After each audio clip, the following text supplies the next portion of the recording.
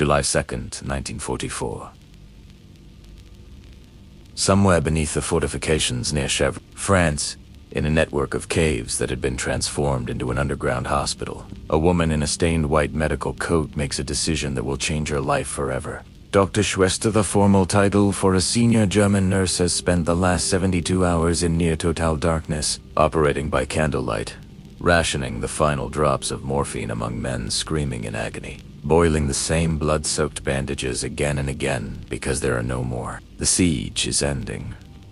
The Americans are at the entrance, and she must decide whether to believe everything she's been taught about the enemy, or to step into the light and discover the truth.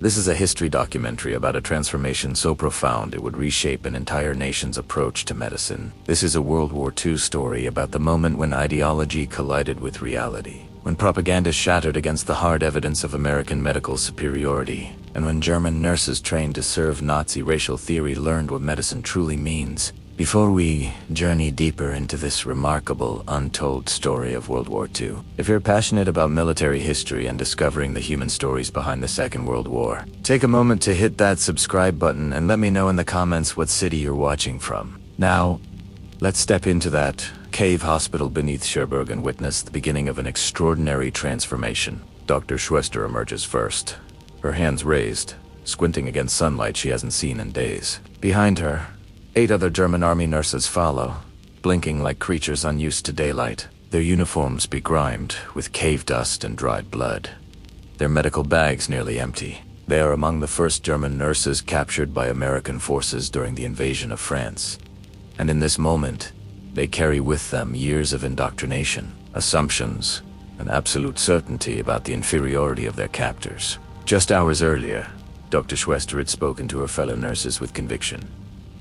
The Americans cannot possibly have the medical supplies they claim. This must be propaganda to break our morale. It was a reasonable assumption based on everything they'd been taught. For years, German propaganda had portrayed America as a nation weakened by economic depression, its industrial capacity crippled, its military supplied with inferior equipment, its medical system corrupted by racial mixing and lacking the scientific rigor of German medicine. These nurses had no reason to doubt these teachings. They had served in conditions that confirmed Germany's desperate situation, but they believed everyone was suffering equally in this war. What they were about to discover would demolish not just their medical understanding, but the entire ideological framework upon which they had built their professional lives. The 9 nurses standing in the French sunlight that July morning represented a highly trained, deeply indoctrinated cohort of medical professionals shaped by one of the most insidious aspects of Nazi ideology, the corruption of medicine itself. To understand the magnitude of what they were about to experience, we must first understand who they were, how they had been trained, and what they believed about medicine, race, and their role in the war. This is a war documentary that must begin not with battles, but with the systematic perversion of the healing arts. German military nursing in World War II operated under 2 primary organizations: the DRK Schwester, Nurses of the German Red Cross, and TNAC Schwesternkraft, the Nazi Sisterhood of Nurses directly affiliated with the Nazi Party. Both groups received training that went far beyond clinical skills. From the moment young German women entered nursing school in the 1930s, they were immersed in Nazi ideology that fundamentally redefined what it meant to be a healer. Their textbooks included courses with names like Urwunderkunde, heredity, and racial studies. They learned that their role as nurses was not simply to care for the sick, but to serve the biological improvement of the German race. Patients were not individuals deserving care based on their humanity. They were evaluated based on their racial value and their potential contribution to the Volksgemeinschaft, the people's community. The curriculum was explicit. German nursing students in the Nazi era studied the theories of racial hygiene, learned to identify supposedly inferior racial characteristics, and were taught that some patients, those deemed weak, disabled, or racially impure, should not receive the same level of care as healthy, racially pure Germans. In some cases, they learned that such patients should be eliminated entirely for the good of the race. This wasn't a hidden aspect of their education, it was central to it. By the time these women graduated and received their nursing qualifications, they had been thoroughly indoctrinated into a medical philosophy that justified cruelty as clinical necessity and reframed murder as racial improvement. When war came, in 1939, These nurses deployed with Wehrmacht forces believing absolutely in the righteousness of their cause and the superiority of their medical training. They had been told that German medicine was the most advanced in the world, that German organizational efficiency was unmatched, and that their enemies, particularly the Americans, practiced an inferior form of medicine contaminated by democratic weakness and racial mixing. As they traveled with German forces through Poland, France, North Africa, and the Eastern Front, they treated wounded soldiers under increasingly desperate conditions. They witnessed the gradual degradation of medical supplies, the replacement of proper medications with inadequate substitutes, and the constant shortage of basic equipment. But they attributed these problems to the temporary difficulties of war, never questioning whether the system itself was failing. The nurses captured at Cherbourg on July 2nd, 1944, and in the days that followed, were experiencing the tail end of a disastrous campaign. The Allied invasion of Normandy on June 6th had shattered German defensive plans. Cherbourg, a critical port city, had been surrounded and subjected to a brutal siege. Wehrmacht forces, including substantial medical personnel, had retreated into fortified positions in underground bunkers, continuing to treat casualties even as American artillery pounded the city above them. In those final days, the cave hospitals beneath Cherbourg became theaters of desperate improvisation. Morphine supplies dwindled to nothing, forcing nurses to hold down screaming men during amputations performed without adequate anesthesia. Sulfa drugs, the primary infection-fighting medication available to German forces, ran out entirely. Bandages were boiled, dried, and reused until they fell apart. Surgical instruments, properly sterilized at the beginning of the siege, were now simply wiped clean between patients, because there was no fuel to maintain sterilization equipment. The nurses worked by candlelight because generator fuel had been exhausted. They rationed water so strictly that proper wound cleaning became impossible. Men died not from their wounds, but from infections that spread unchecked in unsanitary conditions. And yet, even in this medieval nightmare of medical practice, the nurses clung to their training and their beliefs. They assumed the Americans fighting above them faced similar conditions. They assumed everyone was suffering equally in this terrible war. They had no framework for imagining what they were about to encounter. Colonel Richard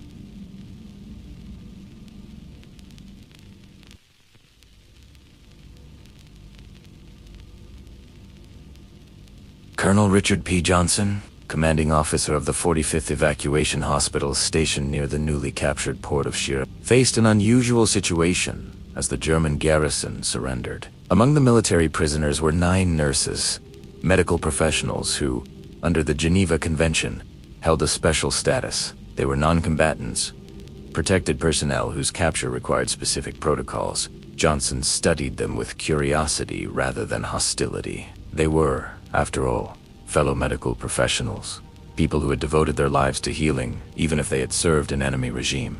The Geneva Convention was clear. Medical personnel could be retained only as long as necessary to care for prisoners of their own nationality, and then they must be returned to their own forces under flag of truce. In practice, this meant the captured German nurses would spend only a brief period in American custody before being exchanged. But Johnson, like many American medical officers, saw an opportunity in this brief window. These women had been fighting in a losing war for years. They had experienced the deprivation, the shortages, the breakdown of German logistics. Perhaps, he thought, a glimpse of American medical capabilities might have an impact beyond the merely practical. Perhaps it might make them question what they'd been told about American weakness. He couldn't know that his instinct would prove prophetic, that these 9 nurses would be among the first of thousands whose entire worldview would be shattered by their encounter with American medicine. Within hours of their capture, the German nurses were transported to the 45th Evacuation Hospital's facility. An evacuation hospital in the American military medical system was a mobile surgical facility positioned relatively close to the front lines, designed to provide emergency surgery and stabilization before patients were moved to larger base hospitals farther from combat.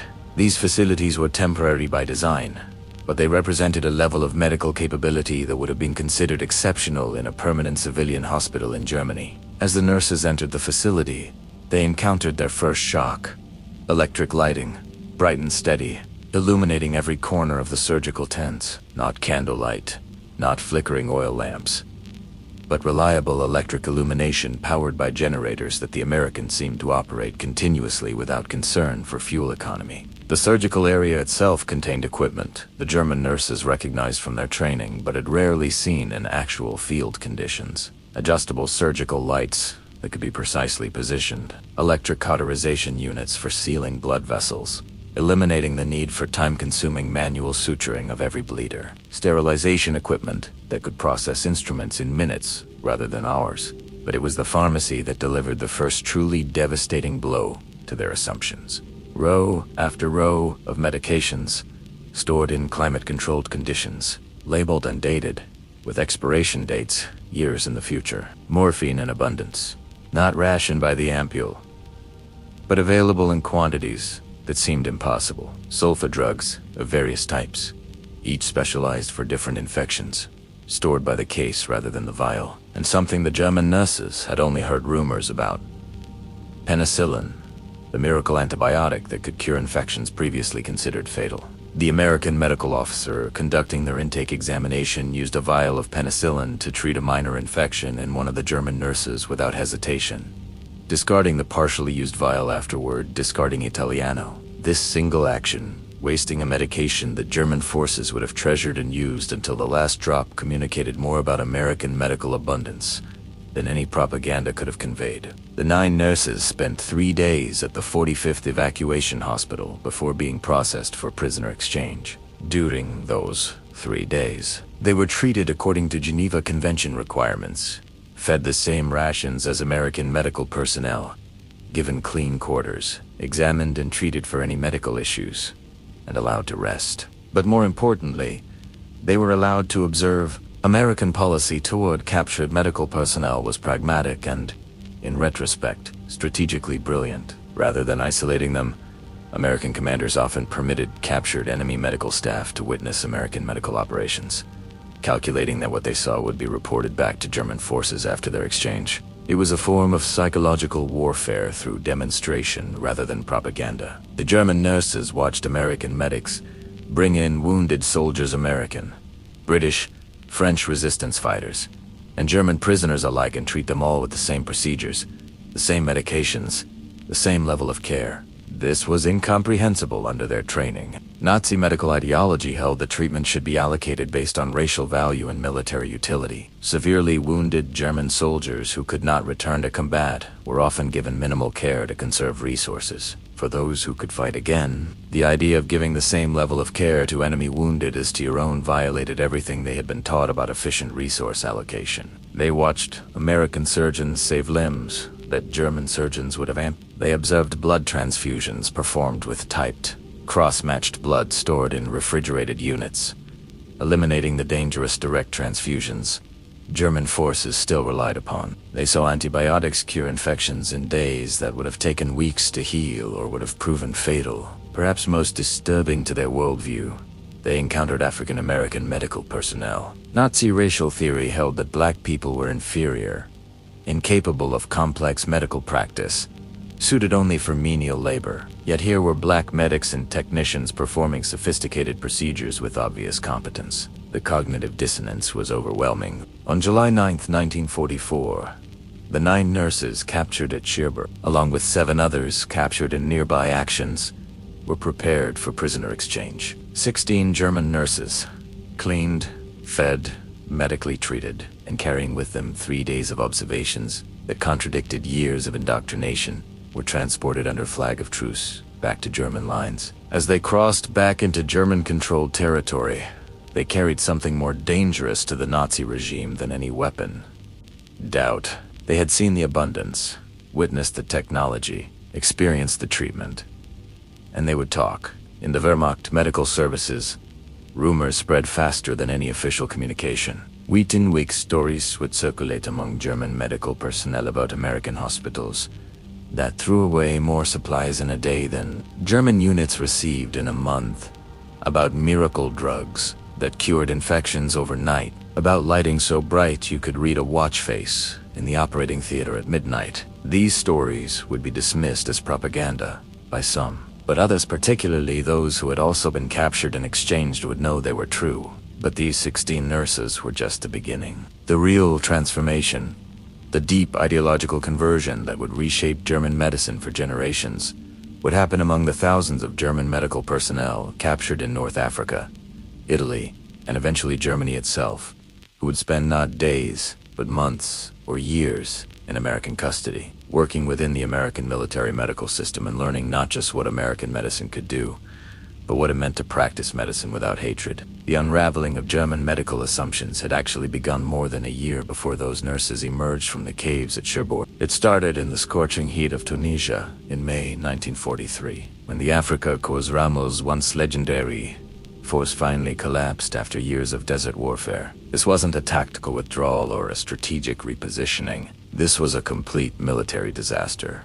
A surrender so comprehensive that it marked the beginning of the end for German ambitions in the Mediterranean theater. On May 13, 1943, General Hans-Jürgen von Arnim, commander of German forces in Tunisia, after Rommel's departure, signed surrender documents that transferred between 250,000 and 275,000 Axis troops into Allied custody. This staggering number included not just combat soldiers, but the entire support infrastructure of a modern military force.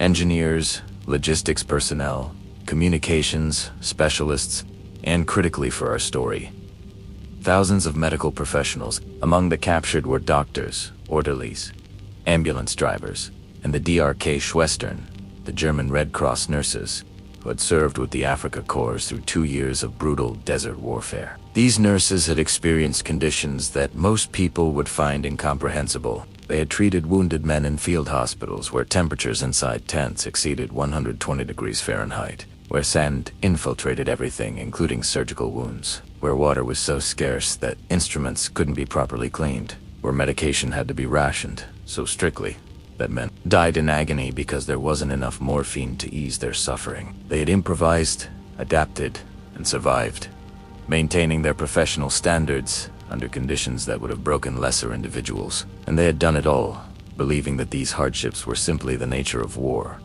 that everyone was suffering similarly, that their deprivation was matched by equal deprivation among their enemies. Among those captured in Tunisia were some of Germany's most decorated military nurses. The DRK Schwester Ilse Schulz had received the Iron Cross Seconde Classe in April 1943, just weeks before the surrender, one of fewer than 20 women to receive this military decoration during the entire war. The Iron Cross was not given lightly. It recognized extraordinary bravery under fire, exceptional service under combat conditions, actions that went beyond the call of duty. Ilse Schulz had earned hers by remaining at her aid station during an Allied artillery barrage, continuing to treat wounded men even as shells exploded around her position, refusing evacuation until every patient who could be moved had been loaded onto ambulances. Her colleague, DRK Schwester Greta Folk, also decorated with the Iron Cross. In April 1943, Greta kept detailed notes about medical procedures, supply levels, and treatment outcomes, documentation that would later be discovered in German military archives and provide historians with invaluable insights into the conditions German medical personnel faced. It was Greta who would write, in her careful handwriting, observations that captured the shock of capture. The Americans throw away more medical supplies in a day than we received in a month. They have medicines we have only heard about.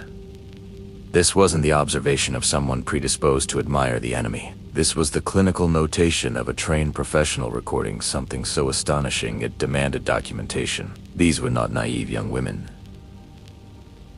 easily impressed by propaganda. These were hardened, decorated, experienced military nurses who had served in one of the most challenging theaters of World War II. Their observations carried weight precisely because they came from such credible sources. The scale of the Tunisian surrender created enormous logistical challenges for the Allied forces, suddenly responsible for feeding, housing, and processing hundreds of thousands of prisoners. The Americans and British implemented the Geneva Convention protocols with remarkable efficiency. At collection points established around Tunis, Allied medical officers began the process of sorting captured medical personnel. The Geneva Convention required specific treatment for medical staff. Unlike combat prisoners who could be held for the duration of the war, Medical personnel could only be retained as long as they were needed to care for prisoners of their own nationality. Once adequate medical arrangements had been made, they were supposed to be in practice. However, the situation was more complex. There were thousands of German wounded who required ongoing medical care, and Allied medical staff were already stretched thin, caring for Allied casualties. The decision was made to retain most of the captured German medical personnel in Allied custody, where they would continue to provide medical care for German patients. But now within the Allied military medical system, these decisions driven by practical necessity would have profound and unintended consequences. The German medical staff would spend months or years working alongside their Allied counterparts, witnessing firsthand the differences between German and Allied medical practice, experiencing the abundance of Allied medical supplies, and gradually having their assumptions about American weakness demolished by daily evidence to the contrary. The processing of captured German medical personnel followed careful protocols. Every nurse, every doctor, every orderly received a thorough medical examination using equipment that had become scarce or non-existent in Afrika Korps field hospitals. X-ray machines, electrocardiographs, blood testing equipment or standard issue in Allied medical facilities. All rarities in German forces by 1943. The examinations themselves revealed the toll that years of desert warfare had taken. Many of the nurses showed signs of malnutrition.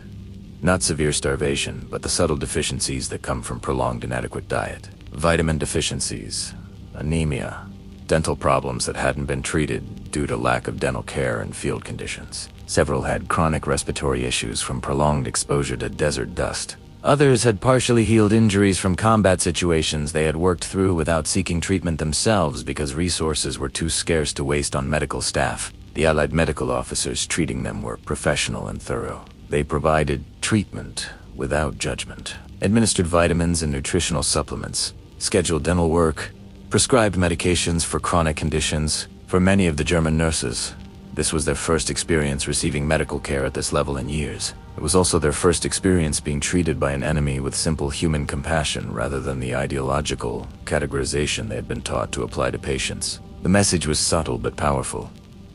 In American medicine, people were patients first, regardless of nationality or ideology. By June 1943, the first groups of captured German medical personnel were being transported to the United States. The decision to move prisoners across the Atlantic might seem strange. Why not keep them in North Africa or send them to Britain? But it reflected careful strategic calculation. Housing and guarding hundreds of thousands of prisoners in active theater of war zones created security risks and consumed resources needed for combat operations. The United States, protected by the Atlantic Ocean and possessing vast open spaces suitable for prison camps, became the primary destination for Axis prisoners captured in the Mediterranean and later in Western Europe. The journey itself became another revelation. The German nurses boarded Liberty ships, those mass-produced cargo vessels that had become symbols of American industrial might. The Liberty ship program had begun in 1941.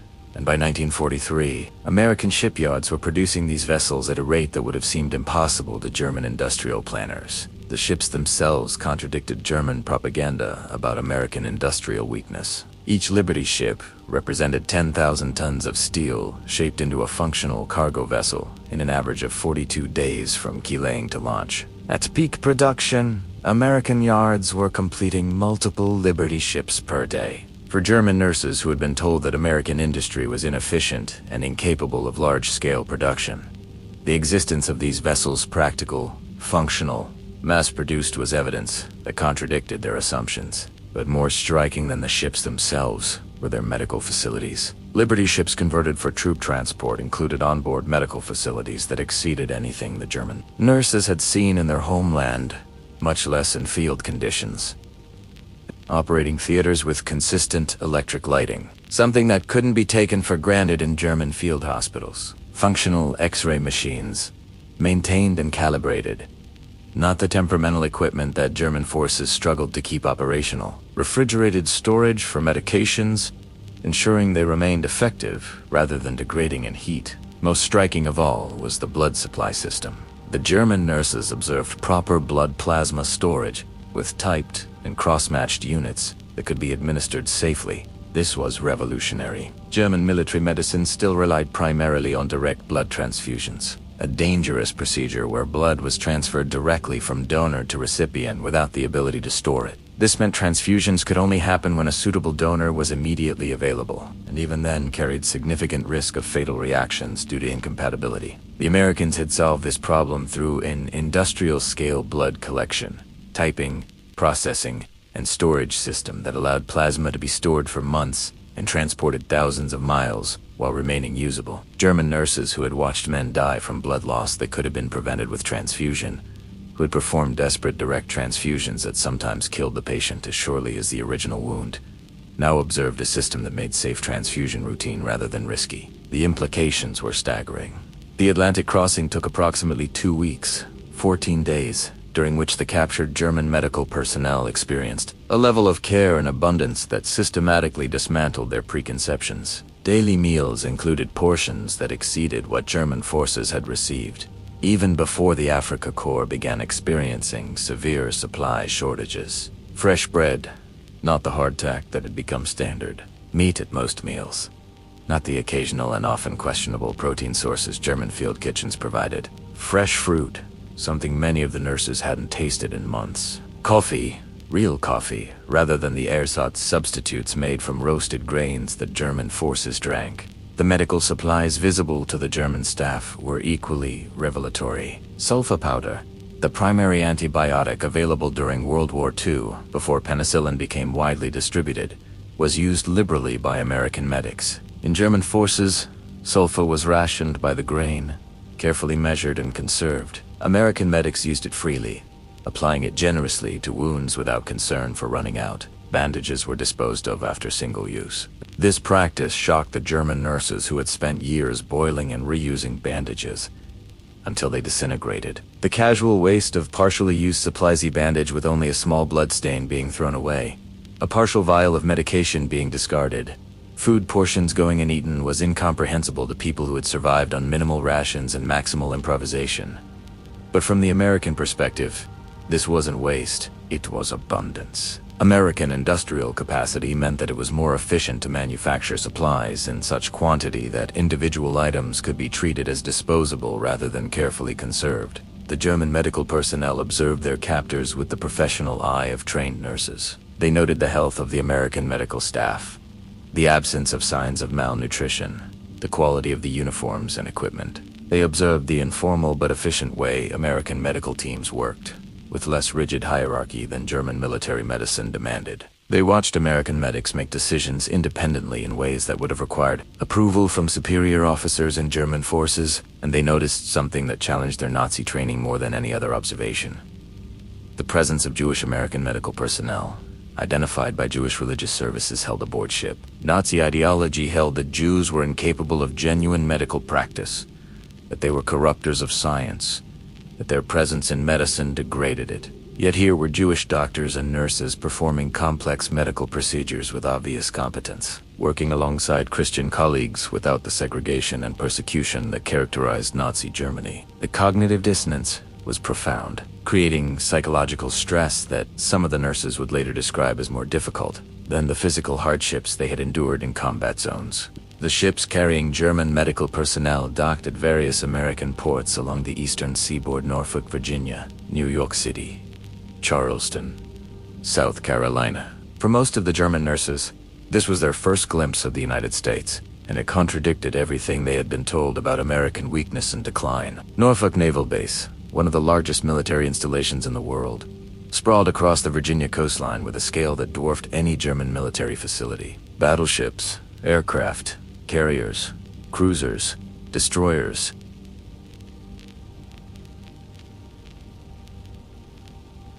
Destroyers, the naval power visible from the dock, demonstrated American industrial might more effectively than any propaganda. The German nurses had been told America was too weak, too divided, too corrupted by democracy to fight effectively. The evidence before their eyes told a different story at Norfolk and other ports.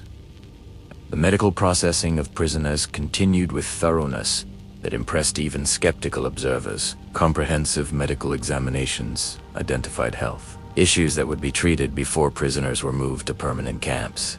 Dental work was performed on prisoners who hadn't seen a dentist in years. Vision tests led to prescription glasses being provided to those who needed them. Infections were treated with the full arsenal of American medicine, including the increasingly available penicillin. This level of care exceeded what was available to German civilians in Germany itself, a fact that was not lost on the captured medical personnel. The rail journey from the East Coast ports to prison camps in the interior of the United States became another series of revelations. The trains themselves were well maintained, clean, functional not.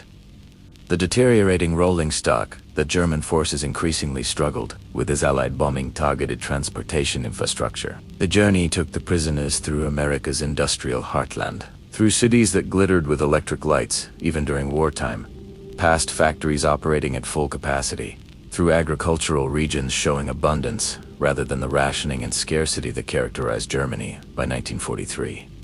In Richmond, Virginia, the Medical College of Virginia complex was visible from the train, a sprawling medical education center that operated throughout the war without interruption, training new generations of doctors and nurses while war raged overseas. The German medical personnel, whose training had been disrupted and abbreviated due to wartime needs, observed an enemy nation that could continue medical education without compromising its military medical capabilities. In Philadelphia, the imposing structure of Pennsylvania Hospital and the University of Pennsylvania medical facilities demonstrated urban medical infrastructure on a scale that exceeded anything in German cities. Every urban center the train passed through possessed medical facilities that appeared intact, well-lit and operational, in stark contrast to German cities increasingly damaged by Allied bombing. At a stop in Washington, D.C., something unexpected occurred. American Red Cross volunteers boarded the train to distribute care packages to the German prisoners. The packages contained items that had become luxury goods in wartime Germany.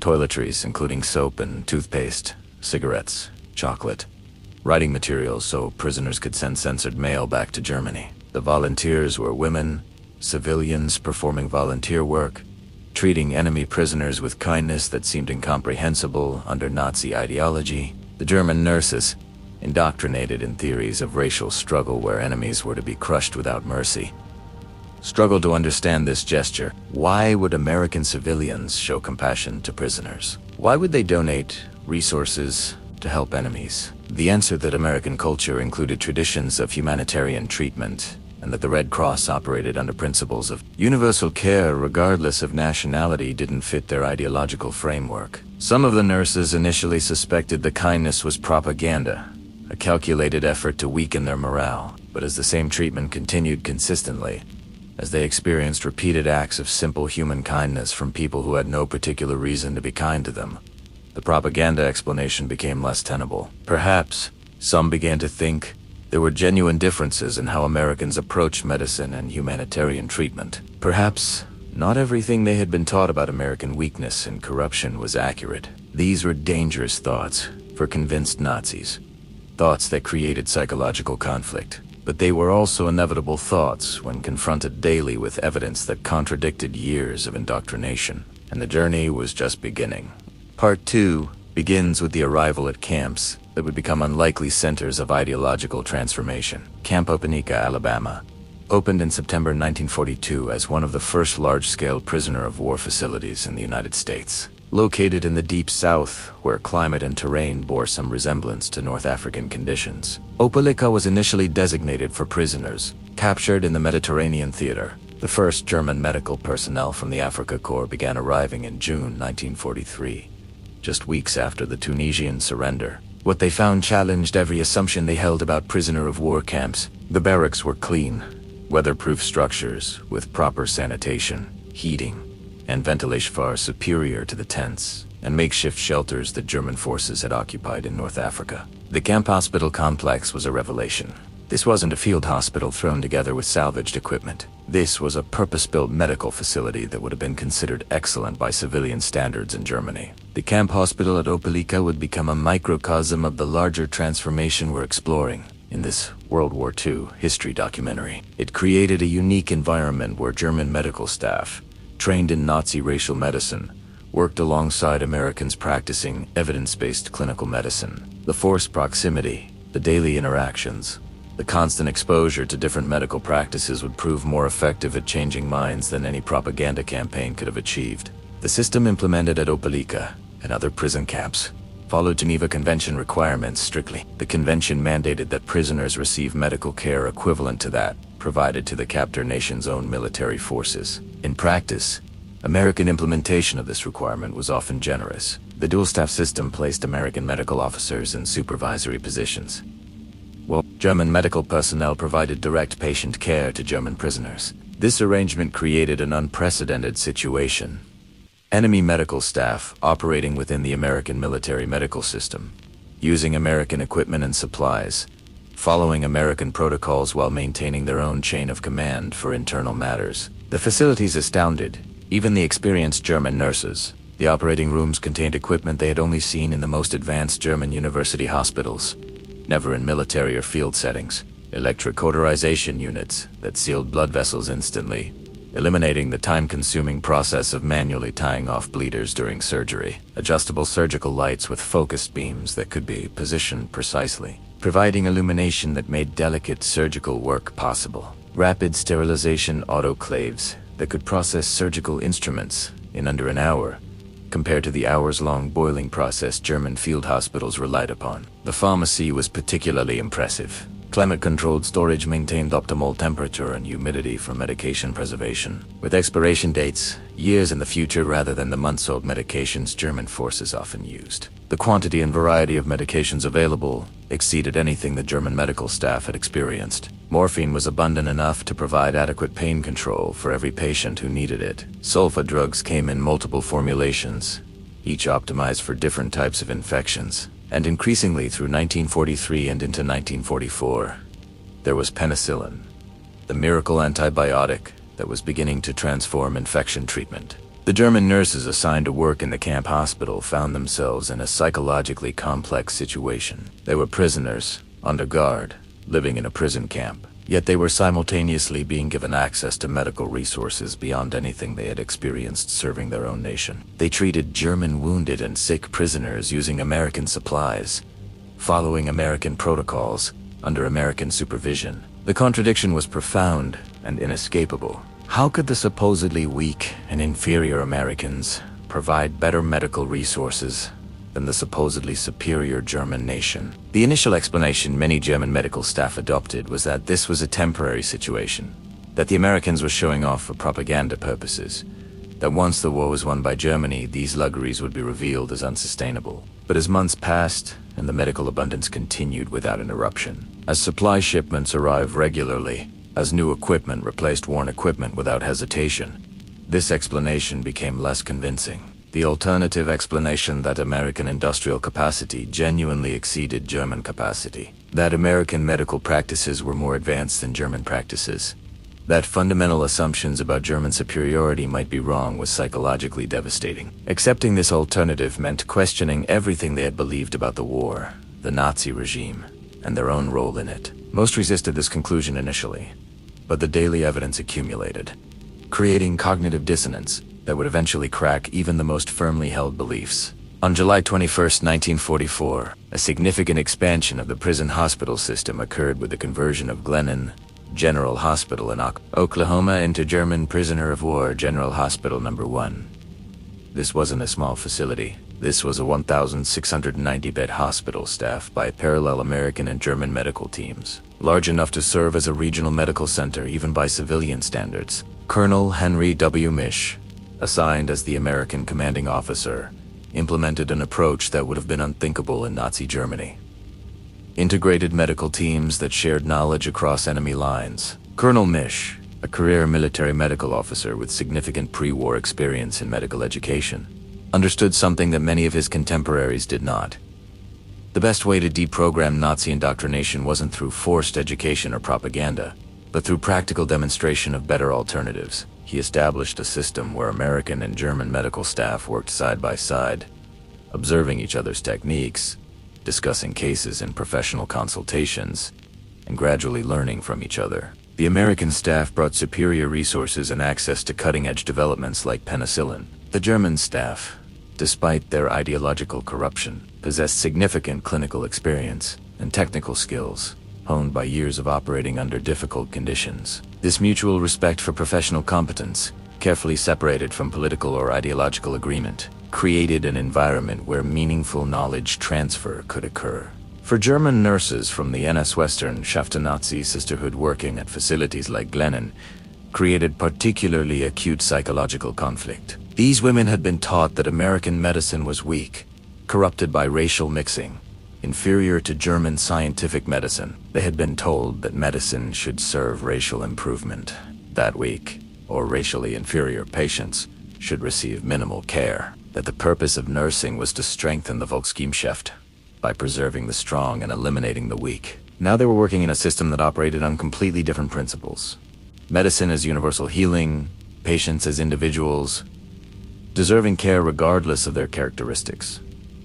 Nursing as advocacy for patients rather than enforcement of racial policy. The discovery that this universalist approach produced better patient outcomes created profound cognitive dissonance. Most challenging to their worldview was encountering African-American nurses assigned to prisoner of war wards. This assignment occurred not due to enlightened policy, but due to American military racism.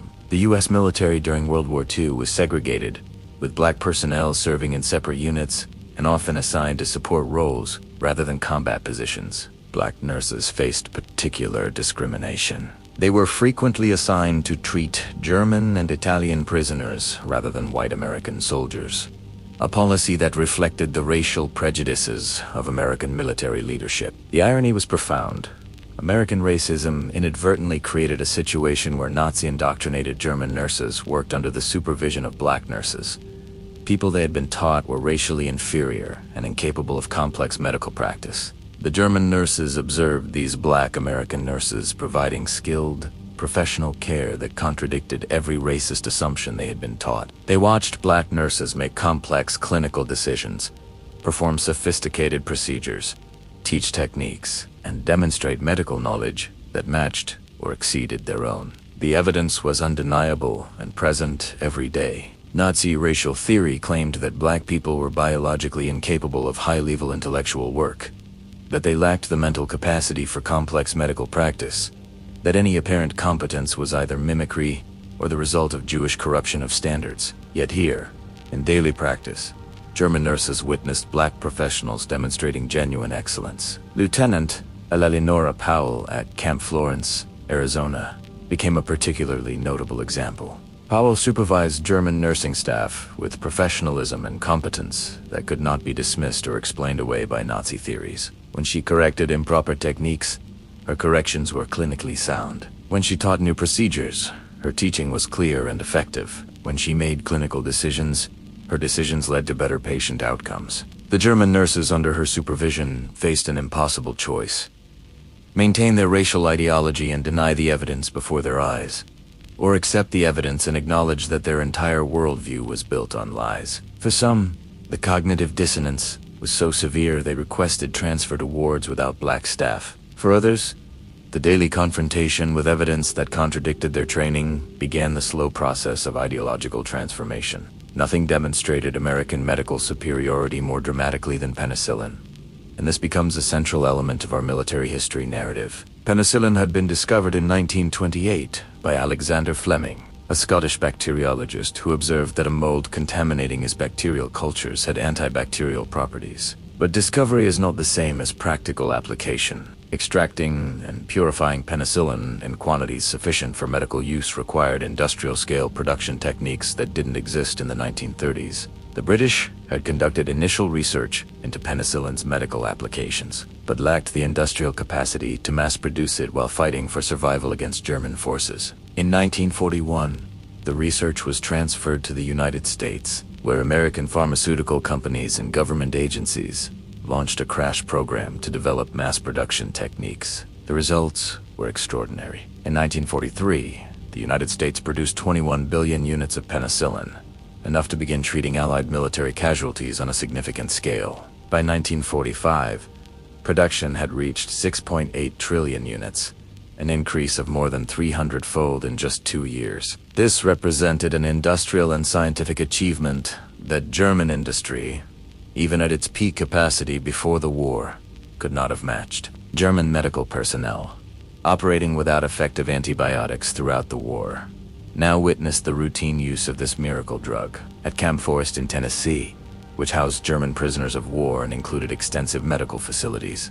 German nurses observed medical transformations they had previously considered impossible. The impact of penicillin on infection treatment cannot be overstated and represents one of the most significant advances in medical history. Before antibiotics, bacterial infections were among the leading causes of death in both civilian and military medicine. A soldier wounded in combat faced threats, the immediate physical trauma, and the subsequent infection that often proved fatal, even if the initial wound was survivable. In field hospitals, without antibiotics, surgeons operated knowing that many of their patients would die not from surgical complications, but from infections that would develop days or weeks after successful operations. The standard treatment for serious wound infections was amputation, removing the infected tissue before the infection spread throughout the body. Even this drastic measure often failed, with infection spreading from the amputation site. German military medicine had access to sulfa drugs, which provided some antibacterial effect, but sulfa drugs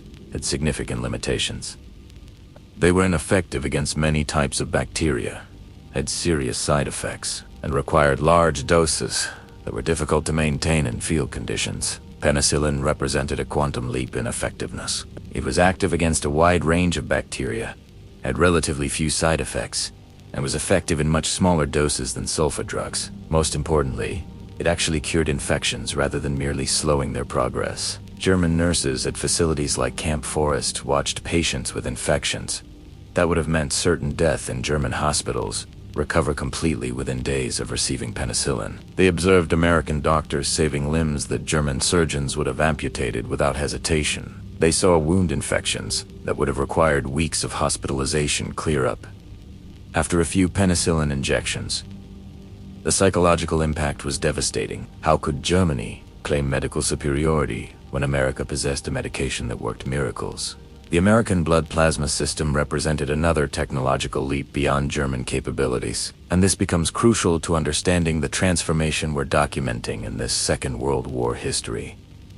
Blood transfusion itself was not new. The technique had been known since the early 20th century, but practical blood transfusion faced enormous challenges. Human blood comes in different types A, B, AB, and O, with additional Rh factors, and transfusing incompatible blood types can trigger fatal immune reactions. In field conditions, typing blood and finding compatible donors was difficult and time-consuming. Moreover, whole blood couldn't be stored for more than a few hours before it began to deteriorate and become unusable. German military medicine relied primarily on direct transfusion, finding a soldier with compatible blood type, connecting him directly to the patient via tubing, and transferring blood immediately. This method required having potential donors available at medical facilities, consumed time during critical emergencies, and still carried significant risk of fatal reactions due to errors in blood typing under combat conditions. The American solution was revolutionary. Instead of using whole blood, American medical services separated out blood plasma, the liquid component of blood without the red cells that carry the type antigens. Plasma could be given to anyone, regardless of blood type, without triggering immune reactions. Furthermore, plasma could be preserved, frozen, and stored for months without losing effectiveness. This meant plasma could be collected at blood banks across the United States, processed, preserved, packaged, and shipped thousands of miles to military hospitals overseas, where it could be stored until needed and then administered quickly without time-consuming typing and cross-matching procedures. At the 21st General Hospital at Ravenel, France, which began operations in December 1944 as Allied forces advanced into Germany, captured German medical staff worked alongside American personnel and witnessed this blood supply system operating with industrial efficiency. Refrigerated storage units maintained optimal temperature for plasma preservation. Detailed records tracked plasma supplies, expiration dates, and usage. Administrative staff coordinated with supply lines that stretched back across the Atlantic to blood collection centers in American cities.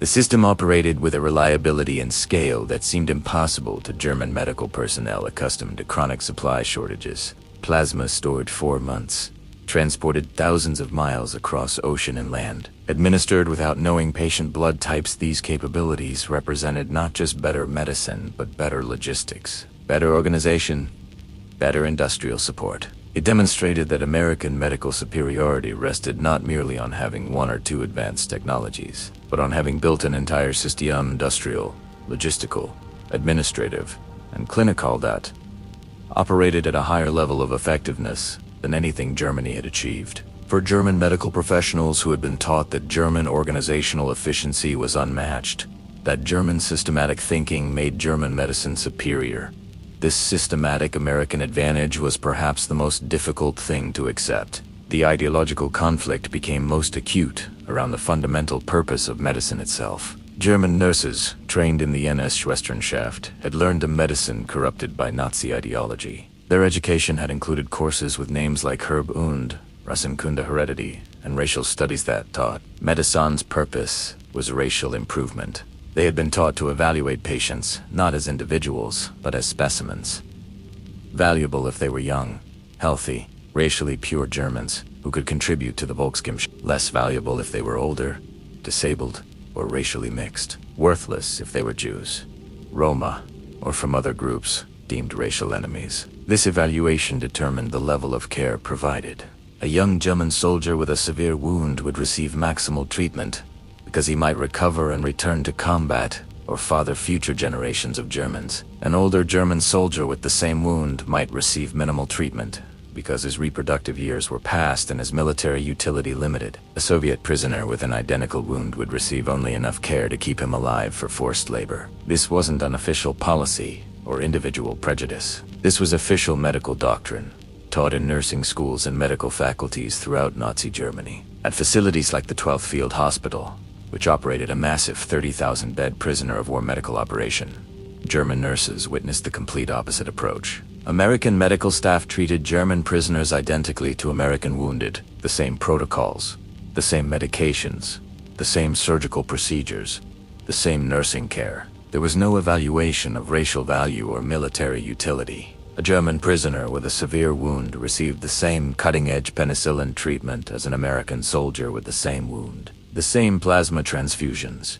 the same surgical techniques, the same post-operative care. This wasn't because the Americans were naive or foolish. It was because American military medicine, despite its many flaws, including racial segregation, still operated on the fundamental principle that medicine serves healing, not ideology.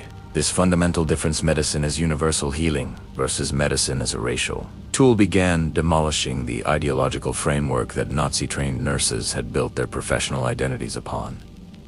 The evidence accumulated daily. German prisoners receiving excellent care recovered at higher rates than the German nurses had seen in German military hospitals. American treatment protocols produced better outcomes. The universalist approach worked better than the racialist approach, not just morally, but clinically. This created an impossible psychological position. If American medicine produced better results, despite rejecting racial theory, then perhaps racial theory was wrong. And if racial theory was wrong about medicine, perhaps it was wrong about other things. Perhaps the entire Nazi ideological structure was built on falsehoods. This was a terrifying conclusion, one that many German nurses resisted desperately because accepting it meant acknowledging their own complicity in a criminal system. But the evidence kept accumulating, day after day, patient after patient, making denial increasingly difficult to maintain. Christmas 1943 delivered a particularly profound psychological impact, adding a human dimension to this war documentary narrative. American organizations, including the Red Cross, the YMCA, and various religious groups, sent approximately 500,000 Christmas packages to German prisoners of war held in the United States. Each package contained items that had become unimaginable luxuries in wartime Germany.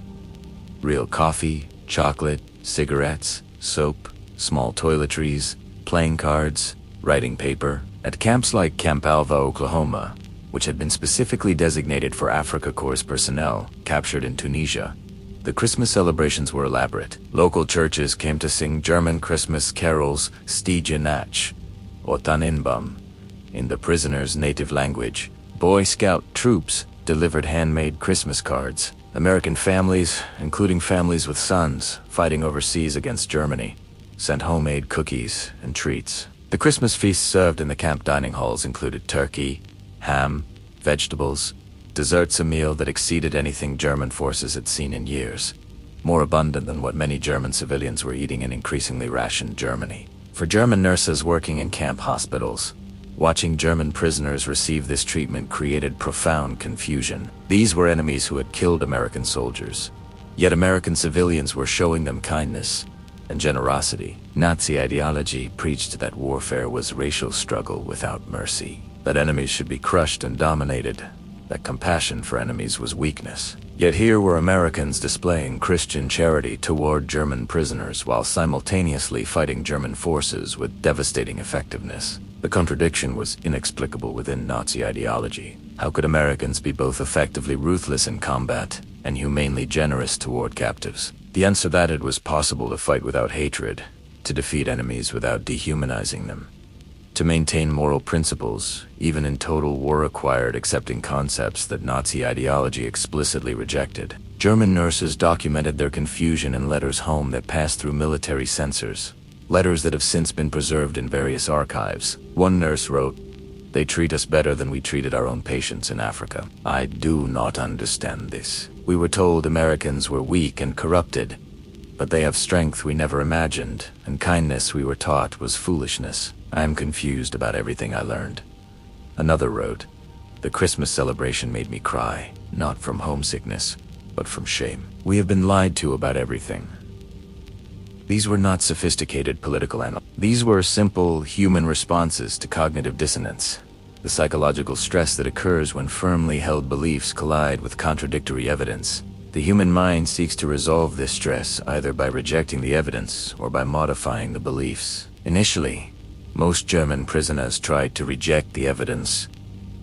This was propaganda. This was temporary. This was weakness that would be exploited. But as months turned into years of captivity, as the evidence continued without interruption, as Germany's military situation deteriorated, and the lies of Nazi propaganda became undeniable, more and more prisoners began the painful process of modifying their beliefs instead. By 1944, American authorities had implemented comprehensive education programs for German prisoners through the Special Projects Division, a unit specifically tasked with re-education efforts. This becomes a crucial element of our historical documentary as we examine how systematic deprogramming worked. The approach was sophisticated, avoiding heavy-handed propaganda in favor of exposure to democratic ideas and practices. German nurses, along with other prisoners showing potential for ideological change, attended lectures at institutions like the University of Nebraska Medical School at Fort Robinson, Nebraska. The topics covered revolutionized their thinking about medicine,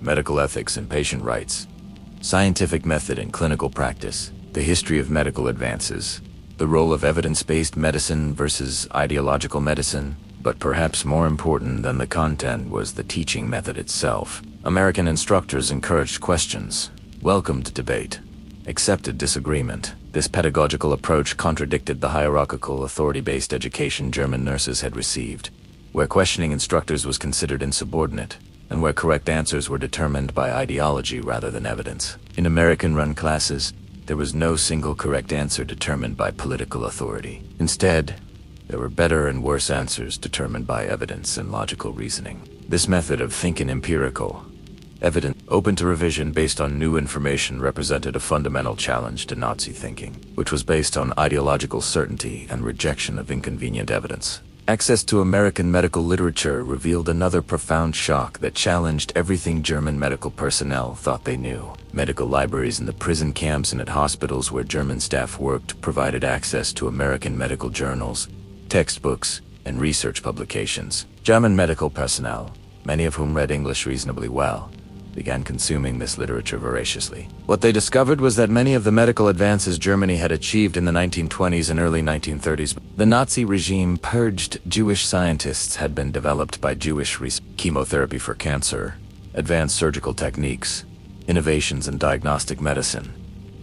Many of these had Jewish origins. Moreover, many of the Jewish scientists expelled from Germany in the 1930s had emigrated to the United States and Britain, where they continued their research and made further advances. In other words, Nazi racial policy hadn't protected German medical superiority. It had destroyed it. By expelling Jewish scientists, Germany had crippled its own medical research capacity. while strengthening its enemies. The cognitive dissonance was overwhelming.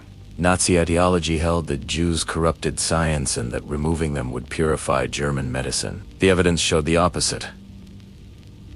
Removing Jewish scientists had weakened German medicine, while their work in Allied nations strengthened Allied medical capabilities. Every dose of penicillin that saved a German prisoner's life represented the triumph of the scientific method that Nazi ideology had rejected. Every successful plasma transfusion demonstrated the effectiveness of universal medical principles that Nazi racial medicine had discarded. As the war continued and more American medical personnel deployed to Europe, German prisoners increasingly staffed military hospitals within the United States. This created an unusual situation where enemy prisoners operated medical facilities under American supervision, treating both American military personnel and other prisoners. At the 45th General Hospital in Bari, Italy, which began receiving German prisoners on July 31, 1945, German nurses worked under direct American oversight alongside American staff. Colonel Charles Pfeffer, the commanding officer, implemented a policy of treating all patients equally.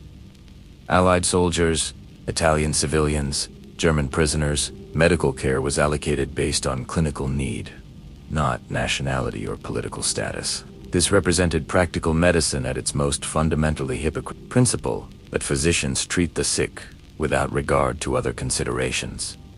For German nurses who had been taught that medicine should serve racial policy, who had been trained to allocate care based on racial value assessments, working in a system that rejected these considerations entirely was transformative. They found themselves using American techniques and medications to treat patients their ideology had deemed racially inferior or politically worthless, and discovering that these patients responded to treatment just as well as racially valuable patients. The clinical evidence demolished racial medical theory more effectively than any argument could have. American medical technology seemed not just advanced but decades ahead of German capabilities, creating a technological gap that was difficult for German medical personnel to comprehend. X-ray machines, scarce and temperamental in German hospitals, were routine equipment in American facilities, maintained properly and replaced when they showed signs of wear rather than being repaired endlessly as German equipment was. Electrocardiographs, devices for measuring heart electrical activity that most German nurses had never seen,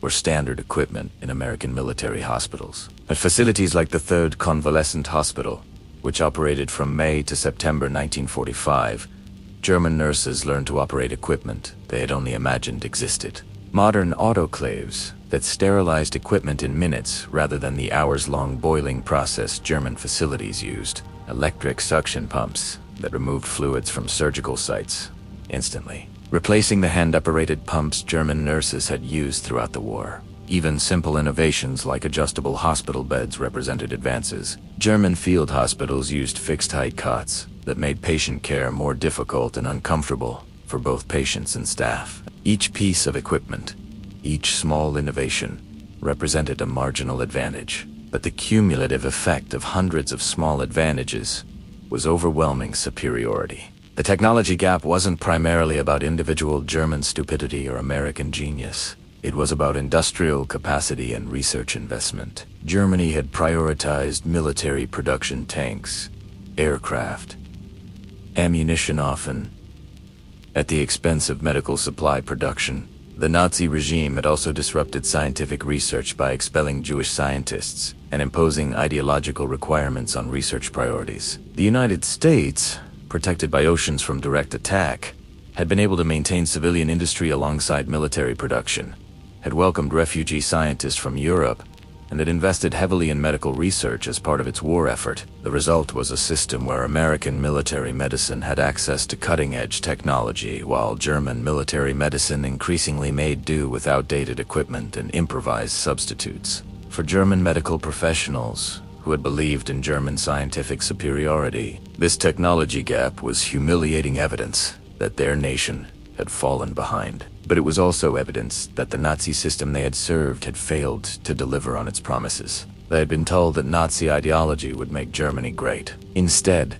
Nazi ideology had isolated Germany from international scientific cooperation, driven away its best scientists, and prioritized ideological purity over practical effectiveness. The results were visible in every clinic, every hospital, every medical facility where German prisoners worked alongside Americans and saw the difference that better systems produced. Spring 1945 brought the most devastating revelation of all, one that would fundamentally transform how German medical personnel understood their own complicity. As Allied forces advanced into Germany and liberated concentration camps, American military photographers and journalists documented what they found, Dachau, Buchenwald, and later the extermination camps in Poland, including Auschwitz. The footage and photographs were graphic, undeniable, horrifying. Masses of corpses, emaciated survivors, gas chambers disguised as shower rooms, crematoria, medical experimentation facilities, where prisoners had been subjected to torture, described as research. American military authorities made the decision to show this evidence to German prisoners of war, including medical personnel. The screenings were mandatory.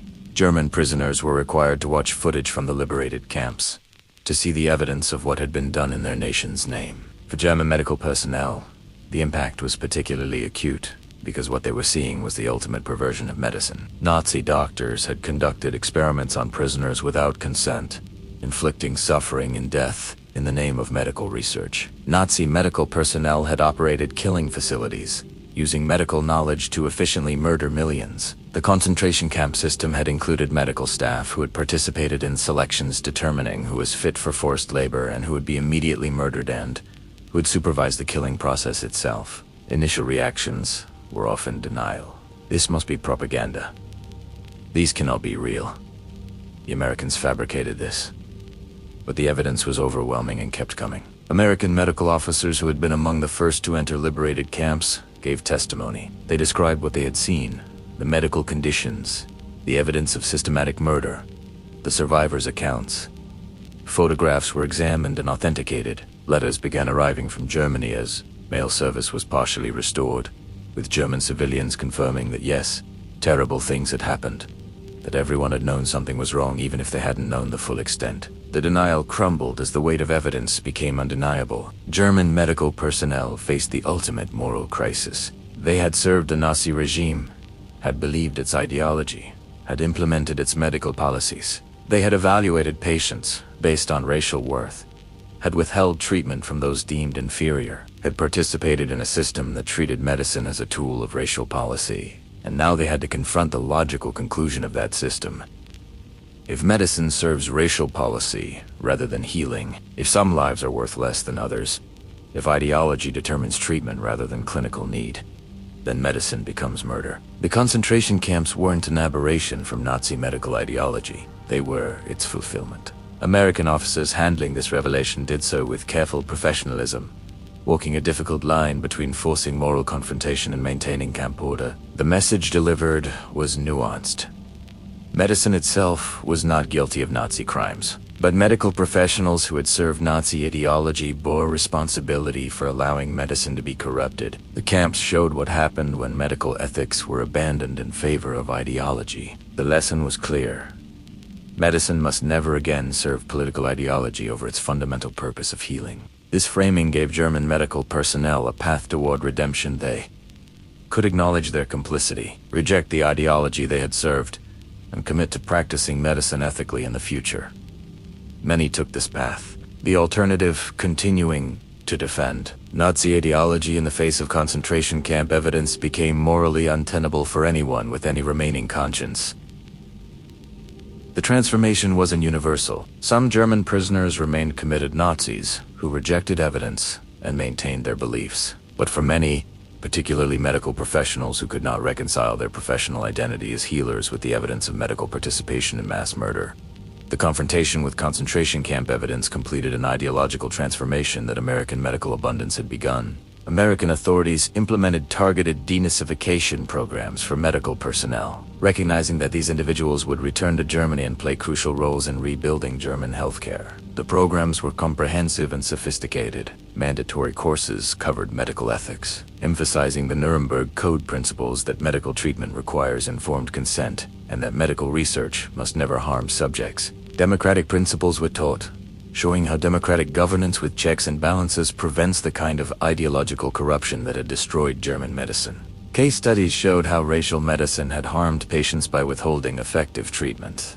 by implementing harmful policies, by corrupting clinical judgment with ideological considerations while scientific evidence-based medicine saved lives. Lieutenant Colonel Dorothy Whitman at Camp Opelika arranged for German nurses to observe American nursing practices extensively, with particular emphasis on documentation and patient advocacy. American nurses kept detailed patient records, advocated for patients' needs, even when it required challenging physicians' orders, and operated with significant professional autonomy. This model of nursing, as an independent profession with its own ethical standards and areas of expertise, differed radically from the German model, where nurses were subordinates who followed orders without question. The message communicated was clear. Technical skill without ethical practice was insufficient. A skilled nurse who followed unethical orders was not a good nurse. A good nurse required both technical competence and moral courage to advocate for patients. Throughout the captivity experience, American medical abundance continued to stun German personnel in ways large and small that accumulated into overwhelming evidence of systematic superiority. Hospitals discarded medications that were only slightly past their expiration dates. Medications that Germany couldn't produce at all, and that would have been used long past expiration in German facilities. Surgical instruments were replaced at the first signs of wear, rather than being repeatedly repaired and resharpened until they became barely functional. Bandages, gauze, surgical gloves, all single-use disposables rather than carefully washed and reused. This apparent waste demonstrated a fundamental truth that contradicted Nazi propaganda about resource scarcity, justifying territorial conquest. America produced medical supplies in seemingly unlimited quantities, without conquering territory, without enslaving populations, without the brutal exploitation that Nazi ideology claimed was necessary for national prosperity. Germany had fought a war of conquest supposedly to secure resources. America created abundant resources through industrial capacity and scientific innovation. The implication was devastating. Germany's war had been based on a false premise. The resources Germany sought through conquest could have been obtained through industry and trade if Germany hadn't isolated itself through aggressive nationalism and racial policy. American nursing practice challenged German professional identity at a fundamental level in ways that went beyond mere technical differences. Nazi ideology enforced rigid hierarchy in all aspects of life, and nursing was no exception. German military nurses operated in a command structure where they followed doctors' orders without question, implemented policies they had no role in determining, and were expected to obey rather than think independently. American nurses, by contrast, functioned as thinking professionals with significant autonomy within their scope of practice. They could question doctors' orders if something seemed wrong, suggest alternative treatments based on their clinical observations, make independent decisions within nursing's domain of practice. This professional model represented a complete reimagining of what nursing meant. Captain Helen Morrison at Glennon General Hospital explained the philosophy to German nurses working under her supervision. You're responsible for patient outcomes. If you see something wrong, if a doctor's order doesn't make sense, if a patient's condition is deteriorating, speak up. Doesn't matter who's above you in the hierarchy. Your responsibility is to the patient. This empowerment was revolutionary for German nurses trained in unquestioning obedience. It transformed their understanding of nursing itself from an insubordinate, order-following role to an independent profession with its own expertise and ethical obligations. African American medical personnel's presence continued to create profound cognitive dissonance throughout the captivity experience, forcing German nurses to confront the falsity of Nazi racial theory through daily evidence. German nurses worked under black professionals who demonstrated superior knowledge and skills to their own. They observed black nurses making complex clinical decisions that saved lives, teaching sophisticated procedures, demonstrating mastery of advanced equipment and techniques. Every interaction contradicted what they had been taught about racial intellectual capacity. Lieutenant Eleonora Powell at Camp Florence, Arizona supervised German nursing staff with professionalism that made racial hierarchy impossible to maintain. When she corrected a German nurse's technique, her correction was clinically accurate and improved patient care. When she taught a new procedure, her teaching was clear, well organized, and effective. When she made decisions about patient care, Her decisions demonstrated excellent clinical judgment. The German nurses working under her supervision could not dismiss her competence as propaganda or pretense. They saw it daily in practical results. The irony was not lost on more perceptive prisoners. American society was racially segregated, practiced its own forms of discrimination, and assigned black nurses to treat enemy prisoners rather than white American soldiers because of racist policies. Yet even this flawed, discriminatory system produced better outcomes than Nazi racial medicine. American racism, wrong as it was, still permitted black Americans to receive medical education and practice medicine professionally. Nazi racism denied that possibility entirely to those it deemed racial enemies. The difference was vast. After Italy's surrender in September 1943, cooperating Italian medical personnel received preferential treatment compared to Germans who maintained Nazi allegiance, providing German prisoners another lesson in the practical benefits of cooperation. Italian nurses and doctors who agreed to work with Allied forces were given more freedom, better living conditions, and opportunities for advancement. German nurses watched former allies gain privileges while they remained under restriction. This pragmatic approach, judging people based on current cooperation rather than past allegiance, contrasted sharply with rigid Nazi ideology that claimed racial and national characteristics were permanent and unchangeable. The lesson was clear. Behavior could change circumstances. Cooperation was rewarded. Flexibility was more effective than rigid ideology. Some German prisoners, particularly those already doubting Nazi ideology, observed this and adjusted their own behavior accordingly. Others resented it as weakness and betrayal, but everyone could see that the pragmatic approach produced better outcomes than ideological rigidity. Italian medical personnel who cooperated were already being trained for roles in post-war Italian healthcare. Germans maintaining Nazi allegiance remained prisoners. The self-interest case for cooperation was obvious, and many German medical personnel began making that calculation.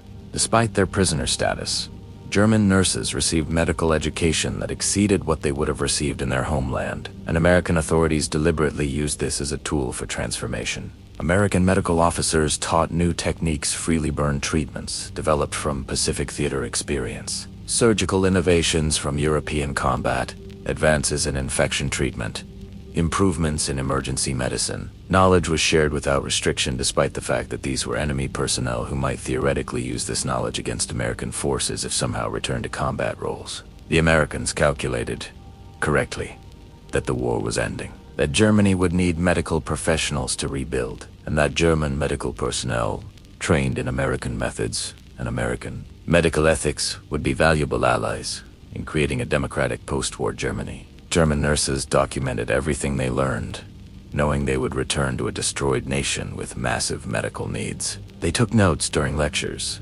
sketched equipment designs, memorized protocols and procedures. They were pragmatic enough to recognize that whatever their ideological conflicts, the practical knowledge they were gaining would be invaluable in post-war reconstruction. This created another form of transformation. Even nurses, who remained somewhat sympathetic to Nazi ideology, absorbed American medical practices and would inevitably implement some of those practices.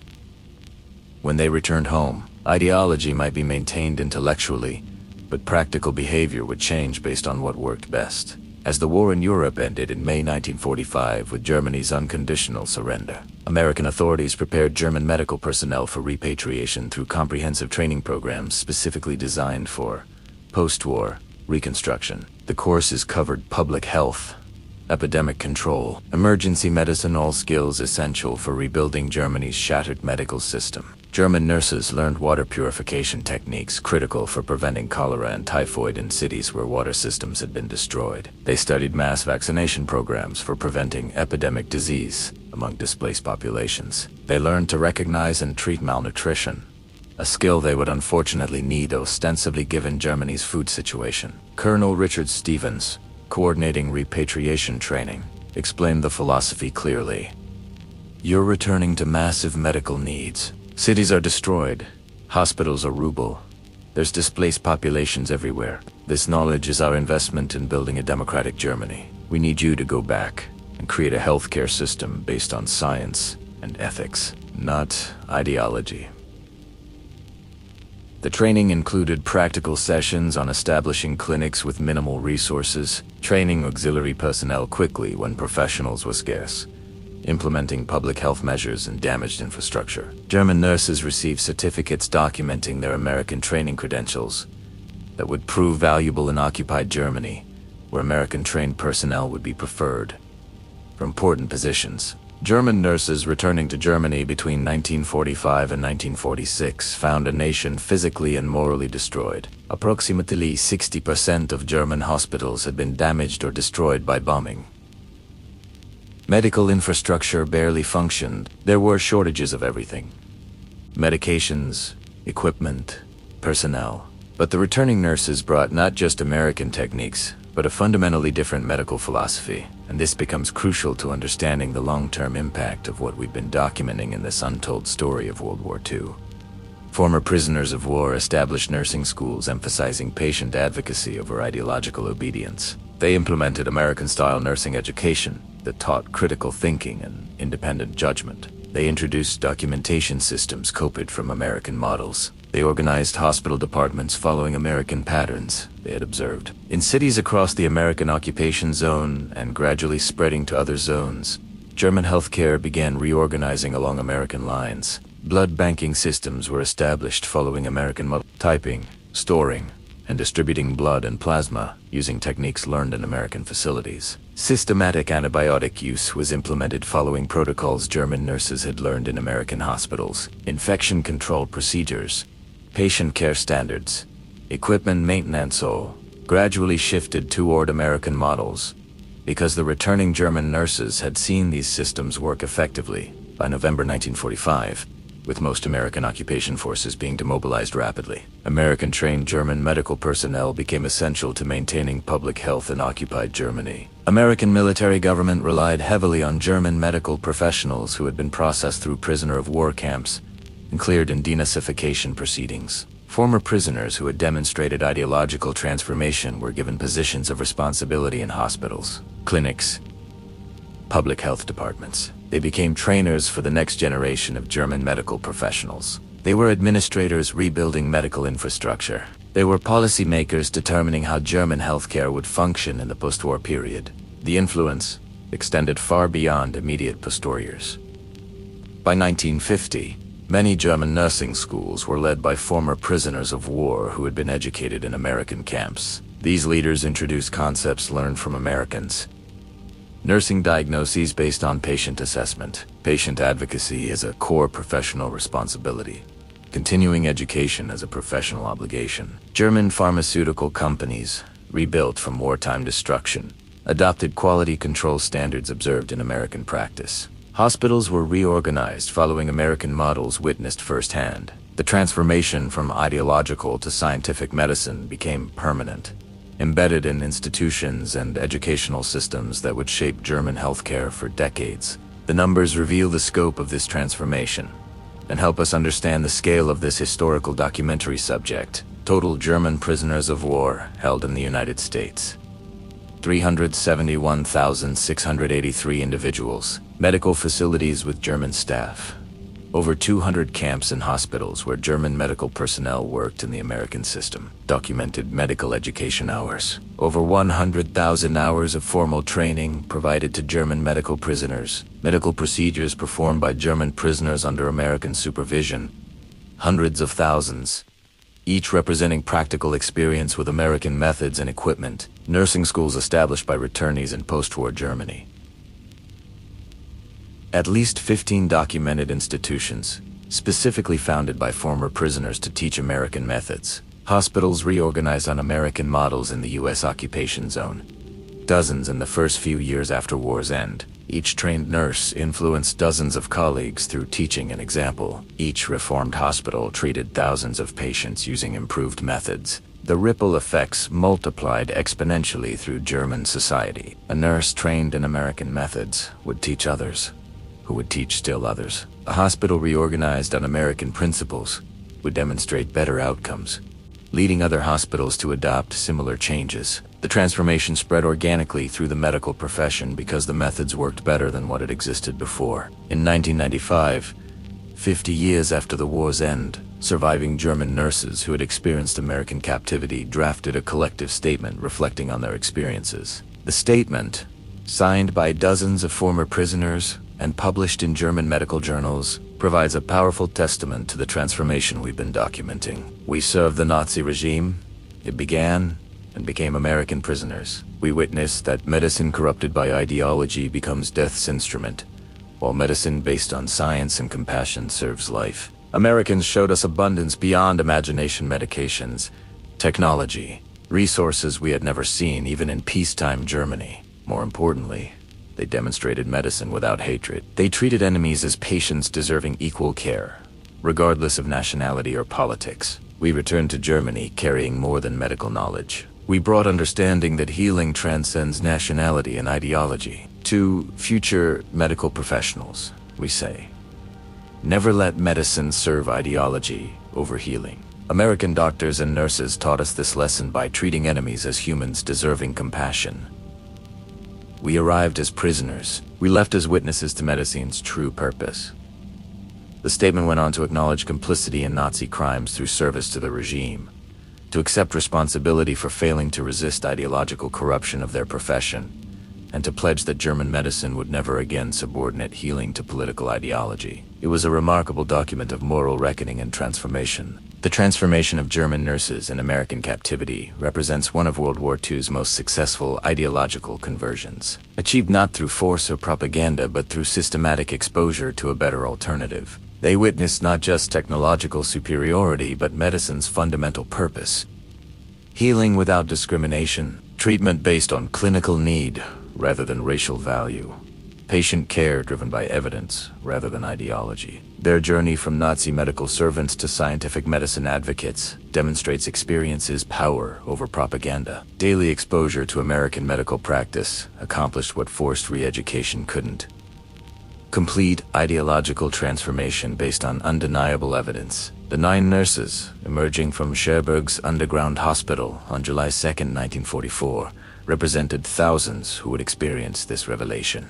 They entered captivity believing absolutely in German superiority, in Nazi ideology, in the righteousness of their cause. They left understanding that medical excellence comes from science, resources, ethical commitment, and universal compassion rather than racial ideology. This was America's greatest medical victory of World War II, won not on battlefields, but in hospitals and clinics where humanitarian medicine triumphed over ideological medicine through daily demonstration. German nurses weren't just captured and held. They were converted through witness to medicine's true purpose, through participation in a system that worked better than what they had known, through evidence so overwhelming it could not be denied. Their conversion laid foundations for post-war German medicine's reconstruction on humanitarian rather than racial principles. In their transformation lies proof that even the most thoroughly indoctrinated minds can change when confronted with undeniable evidence of better alternatives. The German nurses captured by American forces discovered that their enemies possessed not just superior resources, but superior medical philosophy, superior ethical foundations, superior understanding of medicine's purpose. They had been taught medicine served racial ideology and national power. They learned medicine serves humanity. That lesson, learned through months and years in American captivity, would reshape German medicine for generations. Their story stands as testament to an enduring truth. Medicine based on science and compassion will always defeat medicine corrupted by hatred and ideology. The captured became witnesses.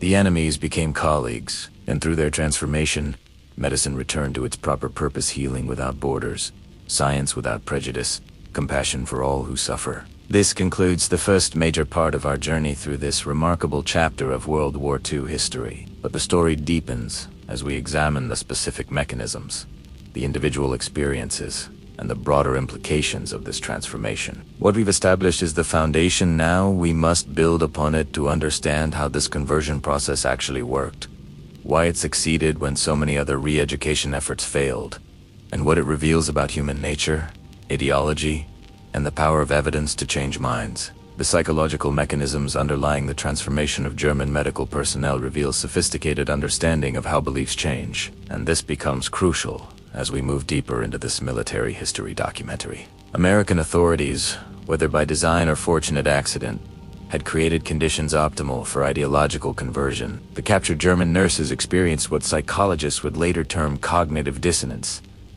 the mental stress that occurs when deeply held beliefs contradict observed reality. Nazi ideology had taught them specific propositions.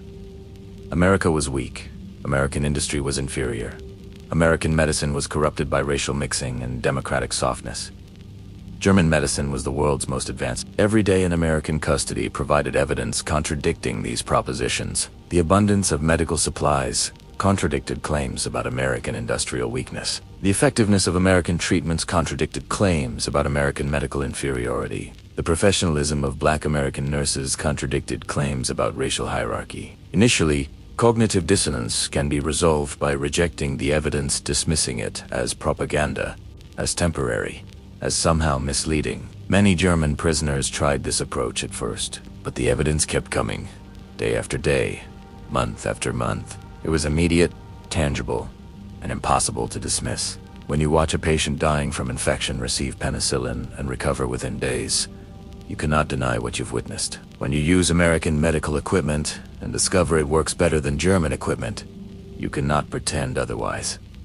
When you work under a Black supervisor who demonstrates superior clinical knowledge, you cannot maintain theories about racial intellectual hierarchy. The consistency and duration of the experience were crucial factors in making the transformation permanent rather than temporary. Brief exposure might have been dismissed once the prisoners returned to Germany and were re-immersed in Nazi propaganda. But months or years of consistent exposure created lasting change. The German nurses didn't just see American medical abundance once.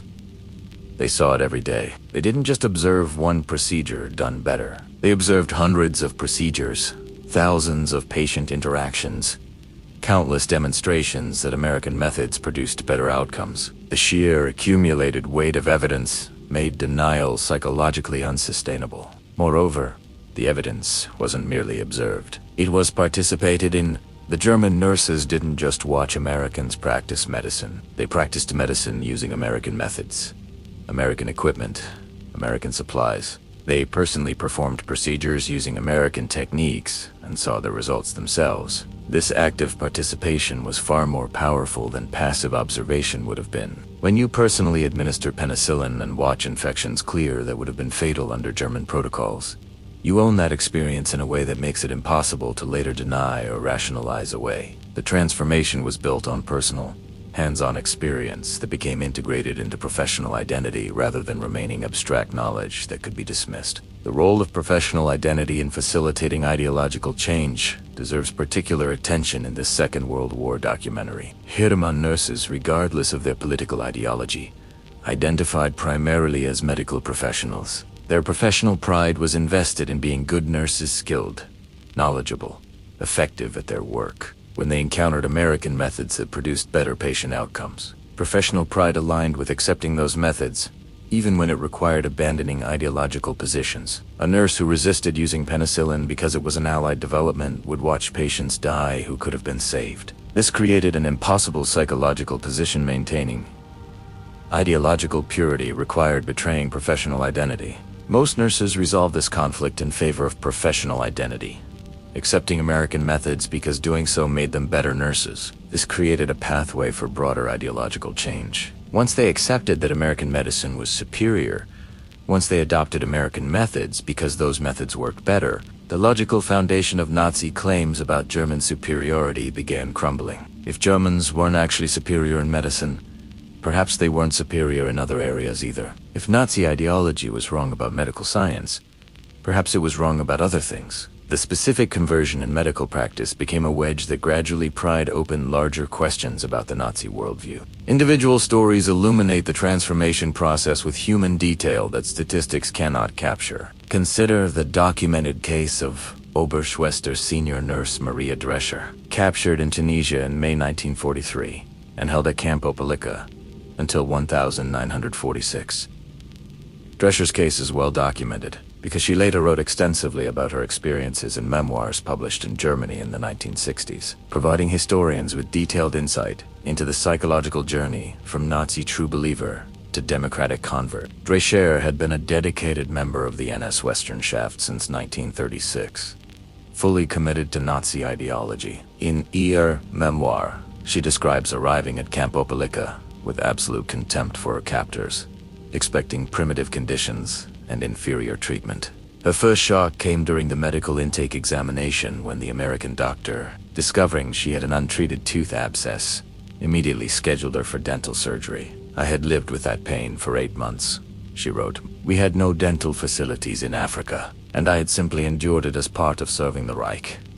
The American doctor treated it as a serious medical issue requiring immediate attention. "I was an enemy prisoner, yet I received better dental care than I had received as a serving German nurse. The dental surgery, performed with adequate anesthesia and proper sterile technique, began her transformation.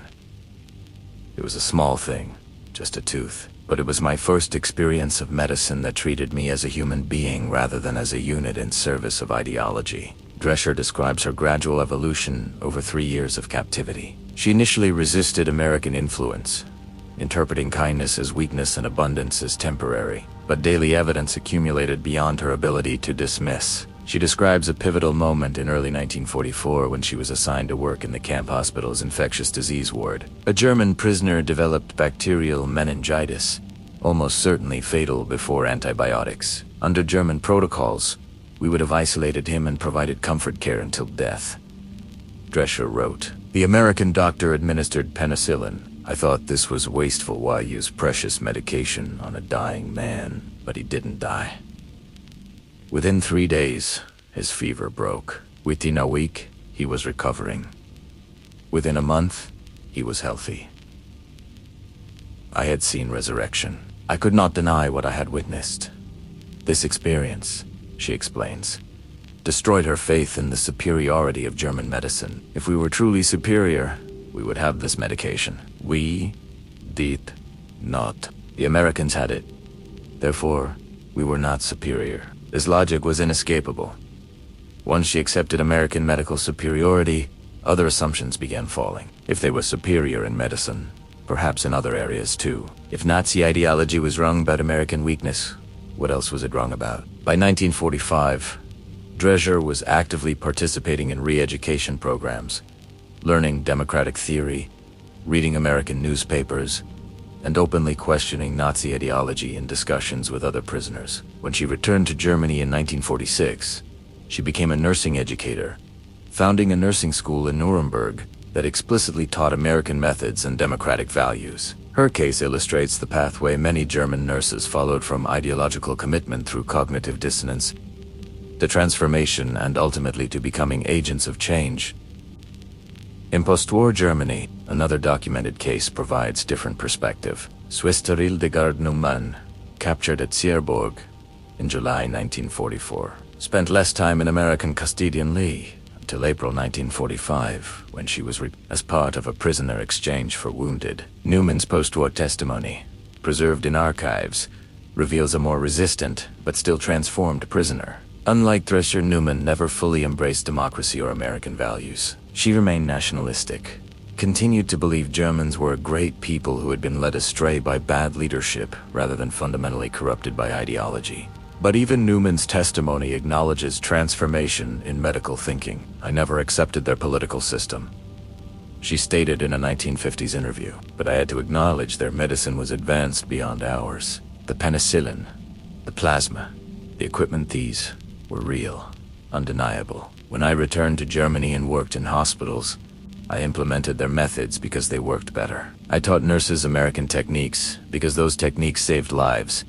Neumann's case illustrates that complete ideological conversion wasn't necessary for practical transformation to occur. Even nurses who retained nationalist or conservative political views still absorbed American medical practices and transmitted them into post-war German healthcare. The transformation in professional practice occurred even when broader ideological transformation remained incomplete. The role of American medical personnel as models of different professional behavior was crucial to the transformation process. German nurses observed American nurses and doctors modeling professional conduct based on different principles than Nazi ideology taught. Captain Ruth Morrison at Glennon General Hospital, whose interactions with German nurses were documented in her own memoirs, published after the war, describes deliberately using her professional practice as teaching tool. "I knew they were watching everything we did," Morrison wrote, "so I made sure they saw how American nurses function. I questioned doctors when orders didn't make sense. I advocated for patients, even when it was inconvenient.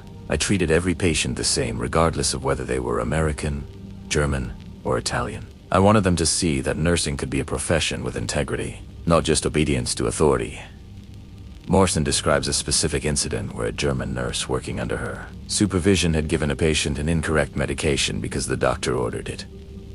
Morrison explained, "I told her, you're responsible for what you administer. If you think an order is wrong, you question it. The doctor may know more medicine, but you know this patient because you've been caring for him. If something doesn't seem right, speak up." This concept that nurses had professional responsibility to question and verify rather than blindly obey was revolutionary to German nurses trained in unquestioning hierarchy. The incident Morrison describes reveals the depth of this cultural difference. The German nurse initially couldn't comprehend the idea that questioning a doctor's order was acceptable, much less obligatory. "But he is a doctor," the German nurse protested. "He has authority," Morrison's response. "And you're a nurse. You have professional judgment. Authority doesn't mean infallibility. Doctors make mistakes. Your job includes catching those mistakes before they harm patients." Morrison spent the next hour teaching the German nurse how to verify medication orders, how to question politely but firmly when something seemed wrong, how to advocate for patient safety even when it meant challenging superiors. "I watched her mental framework shift," Morrison wrote. "She had been taught that hierarchy was absolute, that authority was never questioned. Now she was learning that professional responsibility could override hierarchy, that good nursing required independent judgment." This German nurse, whose name Morrison recorded as Schwester Greta, later became a nursing educator in post-war Germany, teaching the very principles of professional responsibility and patient advocacy that Morrison had taught her. The influence rippled outward through Greta's subsequent career, affecting hundreds of German nurses she trained, who then trained thousands more. The experience of encountering Black American medical professionals deserves extended analysis for its profound impact on racial ideology, and this becomes a critical element of our war documentary narrative. Nazi racial theory was central to Nazi ideology, not a peripheral element. The entire Nazi worldview was built on claims about racial hierarchy, with white Northern Europeans at the top and Black Africans at the bottom of supposed human development. Nazi educational materials taught that Black people were biologically incapable of complex intellectual work, that they were suited only for physical labor, that any apparent competence was either mimicry or the result of Jewish manipulation, lowering standards. German nurses had been taught these theories not as opinion but as scientific fact, supposedly supported by anthropology and biology. When German nurses encountered Black American medical personnel, this supposedly scientific theory collided with undeniable reality. Lieutenant Eleanor Powell at Camp Florence, Arizona, whom we mentioned earlier, left a particularly strong impression on multiple German nurses whose testimonies survive. Powell had received her nursing training at Freedman's Hospital in Washington, D.C., one of the few facilities that trained Black nurses during the segregated era. She had scored at the top of her class,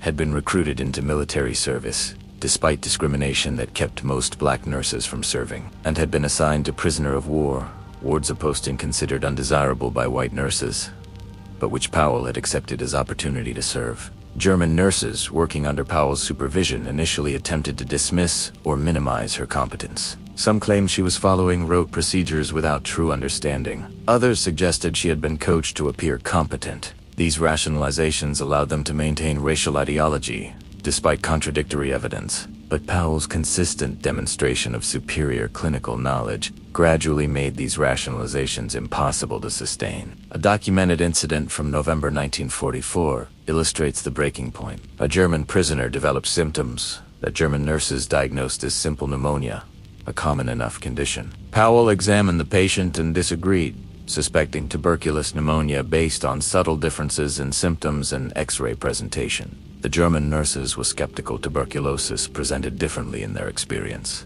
Powell explained her reasoning. The patient's recent history, the particular distribution of infiltrates. On the X-ray, she ordered tuberculosis testing over the objections of the German staff. The tests confirmed her diagnosis. The patient was isolated to prevent contagion and began receiving appropriate treatment. Powell's diagnosis had likely prevented a tuberculosis outbreak in the prisoner of war camp. The German nurses could not dismiss this as luck or accident. Powell had demonstrated diagnostic reasoning superior to their own, had explained her logic clearly, and had been proven correct. One of the German nurses present, Schwester Anna Klein, later wrote, "In that moment, everything we had been taught about racial hierarchy shattered. She was simply better at diagnosis than we were, more knowledgeable, more careful in her observations, more sophisticated in her reasoning. I could not maintain the belief in her racial inferiority while simultaneously acknowledging her medical superiority. The contradiction was impossible." Klein's testimony describes the psychological crises this recognition created. If racial theory was wrong about this, what else was it wrong about? If a black nurse could be more skilled than white German nurses, then racial hierarchy was not based on biology, but on prejudice. I had built my entire worldview on lies. Klein underwent complete ideological transformation, becoming an anti-racist activist in post-war Germany, founding clinics that explicitly rejected racial discrimination in an era when such positions were controversial, even in democratic West Germany. Her transformation began with that single diagnostic incident where Powell's competence demolished racial theory. Other German nurses had similar experiences with other black medical personnel, each interaction providing evidence that contradicted racial ideology. The cumulative effect was devastating to Nazi racial theory among German medical prisoners who remained intellectually honest enough to acknowledge what they witnessed. The broader question of why some German prisoners transformed completely while others remained resistant, despite the same evidence, reveals important insights about ideology and belief change. Research on former German prisoners of war, conducted by historians and psychologists in subsequent decades, identified several factors that predicted transformation. Younger prisoners transformed more easily than older ones, those who had been exposed to Nazi ideology for shorter periods had less psychological investment in maintaining it. Prisoners with higher education levels transformed more readily than those with less education. The educated prisoners had more tools for critical thinking and were more capable of evaluating evidence against beliefs. Prisoners who had experienced significant trauma under Nazi ideology, seeing comrades killed by incompetent leadership, witnessing atrocities, experiencing the dysfunction of Nazi systems, were more ready to abandon that ideology when presented with alternatives. Prisoners who had family or personal connections outside Nazi ideology, friends who were Jewish, relatives who had opposed Nazism, memories of pre-Nazi Germany attained reference points that made transformation easier. Conversely, prisoners who were older, less educated, deeply invested in Nazi ideology through long party membership, and whose entire adult identity was built around Nazi service, were most resistant to change. Some of these remained committed Nazis even after witnessing overwhelming evidence against Nazi claims. For these individuals, abandoning Nazi ideology meant acknowledging that their entire adult lives had been wasted serving evil.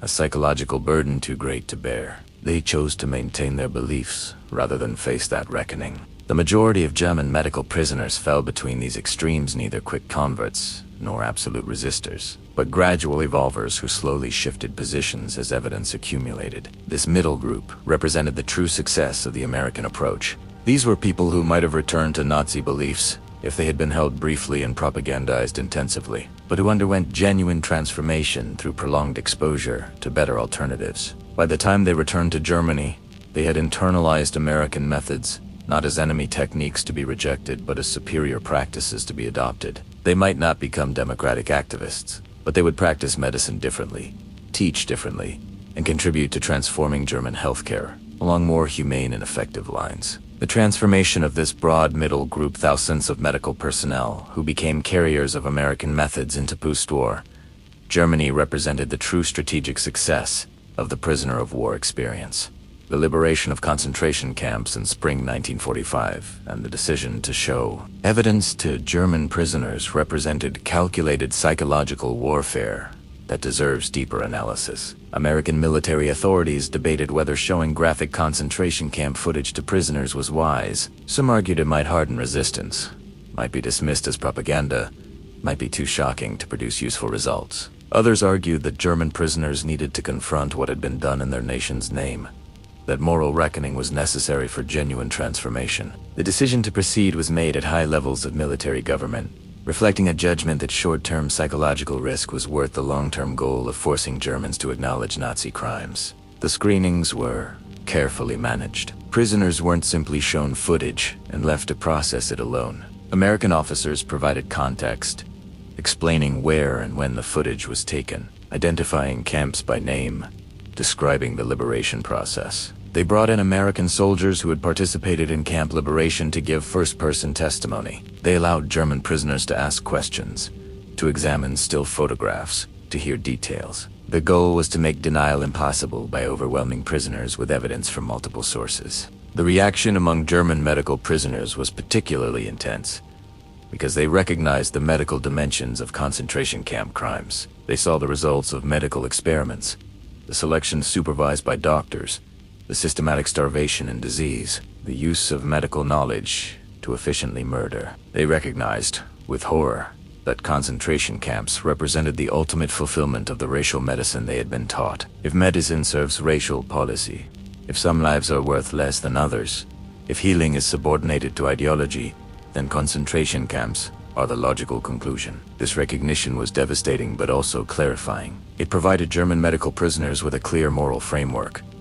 Nazi medicine was not merely inefficient or outdated, it was fundamentally evil.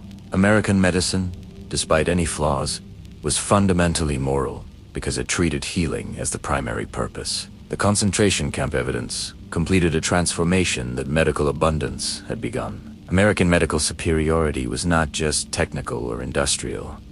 It was moral and ethical. German medical personnel who accepted this conclusion became committed to ensuring that German medicine would never again subordinate healing to ideology. Nurse Folk, whom we mentioned earlier as one of the decorated nurses captured in Tunisia, left testimony about her reaction to concentration camp evidence that illuminates this transformation process. Folk had been a committed Nazi, a member of Tennis Schwestenschaft, a believer in racial medicine. Her initial reaction to concentration camp footage was denial. This must be propaganda. It cannot be real. No doctor would do these things. But as evidence accumulated, testimony from American liberators, confirmation from German civilians, admission from German officers who had served at camps, denial became impossible. Falk describes a mental breakdown that lasted several weeks, during which she was treated by American psychiatrists at the camp hospital. I had served evil, she wrote in 1946. I had believed I was helping my nation, serving my people, practicing good medicine. Instead, I had served a system of murder. My medicine, my profession, had been corrupted into evil. Everything I believed was lies. Falk's recovery involved accepting responsibility while finding a path forward. I could not undo what had been done. I could not bring back those who died, but I could ensure it never happened again. I could dedicate the rest of my life to practicing medicine ethically, to teaching others to resist ideology, corrupting medicine, to building a healthcare system based on healing rather than hatred. Falk returned to Germany in 1946 and spent the next 30 years in nursing education, training thousands of German nurses and constantly emphasizing medical ethics and resistance to ideological corruption. Her transformation from Nazi true believer to ethical medicine advocate, triggered by forced confrontation with Nazi crimes, exemplifies the powerful impact that concentration camp evidence had on German medical prisoners willing to accept its implications. As we move toward understanding the post-war impact of these transformed medical professionals, we must recognize that repatriation was a complex process spread over many months in 1945 and 1946. German prisoners weren't simply released and sent home in mass. Repatriation was carefully managed, with prisoners processed through denazification screening that attempted to identify Nazis versus those who had transformed or had never been committed Nazis. Medical personnel received particular scrutiny because they would be needed for post-war German healthcare, but also because medical personnel who remained committed to racial medicine posed dangers if placed in positions of authority. The screening process involved interviews, review of camp records showing participation in education programs, letters from American supervisors, assessing attitudes, and evaluation by psychiatrists who attempted to distinguish genuine transformation from opportunistic conformity. The process was imperfect. Some committed Nazis successfully pretended transformation, while some genuinely transformed individuals were categorized as risks. But overall, The screening served its purpose of identifying medical personnel who could be trusted with responsibility in occupied Germany. Those cleared for early repatriation and given positive evaluations by American authorities received certificates documenting their training and transformation. These certificates, signed by American commanding officers and including detailed descriptions of training received, became valuable credentials in occupied Germany. American and Allied occupation authorities actively sought out German medical personnel with American training for important positions. A certificate showing completion of American medical education programs,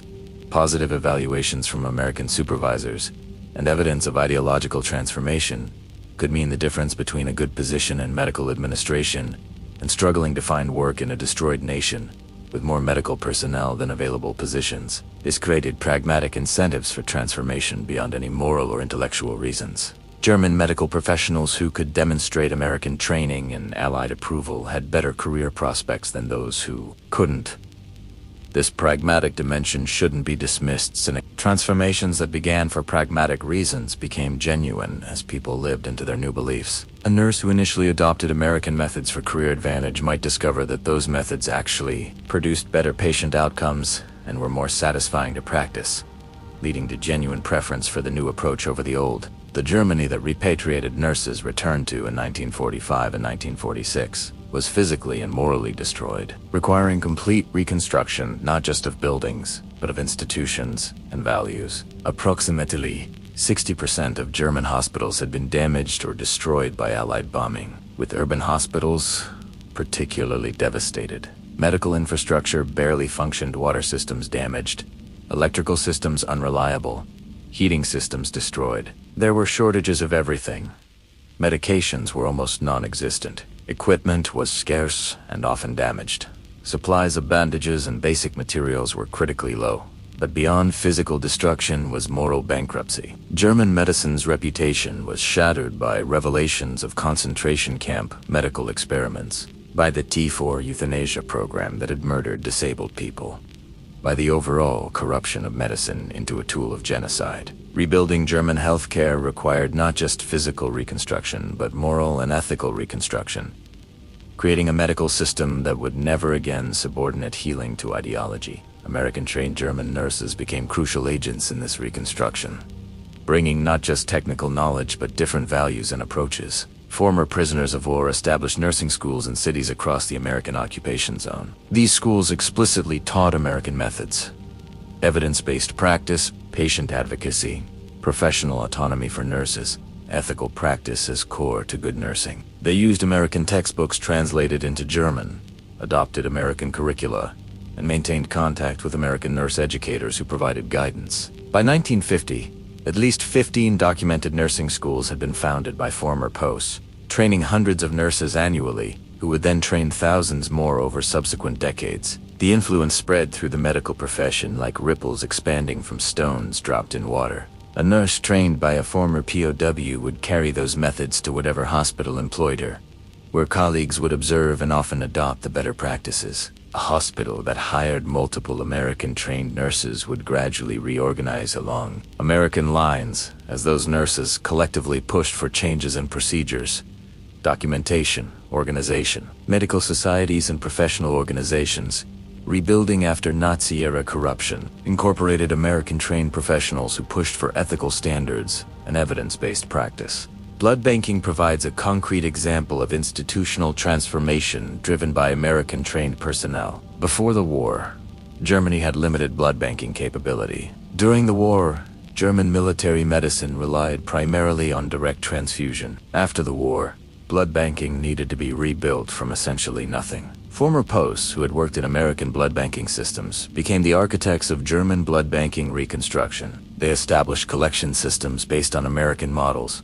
implemented typing and storage protocols learned in American facilities, trained technicians using American methods, and created distribution systems that could move blood products efficiently from collection sites to hospitals. By the early 1950s, West German blood banking functioned as a modern, effective system largely because it had been built by people who had seen American systems work and copied those models.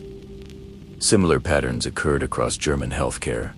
Antibiotic protocols based on American practices, infection control, procedures copied from American hospitals, surgical techniques learned from American surgeons, administrative systems adapted from American military hospitals. Each element by itself might seem minor, but collectively they represented transformation of German healthcare along American lines. The pharmaceutical industry's reconstruction reflects broader patterns of American influence on post-war German medicine. German pharmaceutical companies, damaged by bombing and disrupted by war, needed to rebuild production capability. Former POS, with pharmaceutical training, who had observed American pharmaceutical manufacturing and quality control during captivity, became consultants and employees in German pharmaceutical reconstruction. They pushed for quality standards, observed in American practice rigorous testing protocols, careful contamination control, batch tracking systems, expiration dating. Some of these practices had existed in pre-war German pharmaceutical manufacturing, but they had been degraded or abandoned during wartime emergency production. Rebuilding them required people who had seen such systems function effectively and could advocate for their importance. American-trained personnel filled this role, using their experience to argue for investment in quality systems even when resources were scarce, and pressure existed to maximize quantity over quality. The long-term influence extended into medical education more broadly. German medical schools, rebuilding after Nazi corruption, needed to reconstruct curricula and teaching methods. Medical faculties included increasing numbers of physicians who had been prisoners of war in America and had experienced American medical education as part of POW programs. These physicians pushed for changes in how medicine was taught. More emphasis on clinical evidence, less on ideological theories. More practice in critical thinking, less rote memorization. More exposure to international medical literature, less isolation.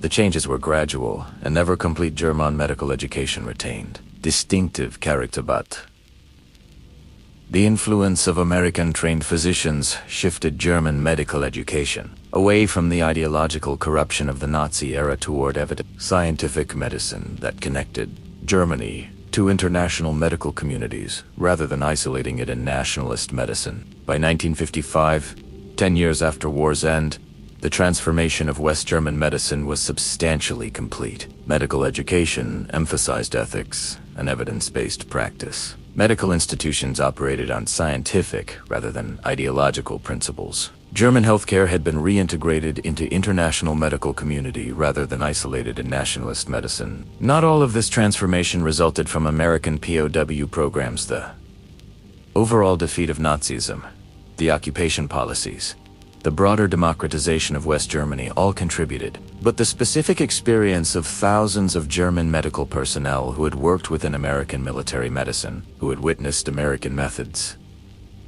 in abundance, who had been transformed through prolonged exposure to better alternatives, this experience provided crucial human capital for reconstruction. These individuals became teachers, administrators, policymakers, and practitioners who carried American influence into German healthcare institutions and amplified it through their work. The contrast with East German medical development provides revealing comparison. East Germany, under Soviet occupation and communist rule, developed different medical systems. While East German medicine became competent and sometimes innovative, it remained more hierarchical, more state-controlled, and more isolated from Western medical developments than West German medicine. This difference reflects many factors, including broader political and economic systems, but also includes the absence of American POW influence. Most German medical prisoners of war in America were eventually repatriated to Western zones where they could practice openly. East Germany received fewer American-trained medical personnel, and those who did return faced suspicion due to their American training. The result was divergent medical systems in East and West Germany, with the West more influenced by American models and the East developing along Soviet lines. After German reunification in 1990, East German healthcare was substantially reorganized along West German lines, meaning that American influence from the POW program, transmitted through West German institutions, ultimately affected all of German healthcare, even in regions that had been cut off from that influence for 4 decades. The moral and ethical dimensions of this transformation remain its most significant aspect and form the heart of this World War II documentary narrative. The story of German nurses in American captivity is ultimately about the possibility of ethical transformation, even for people deeply indoctrinated in evil ideologies. It demonstrates that minds can change, That evidence can overcome propaganda.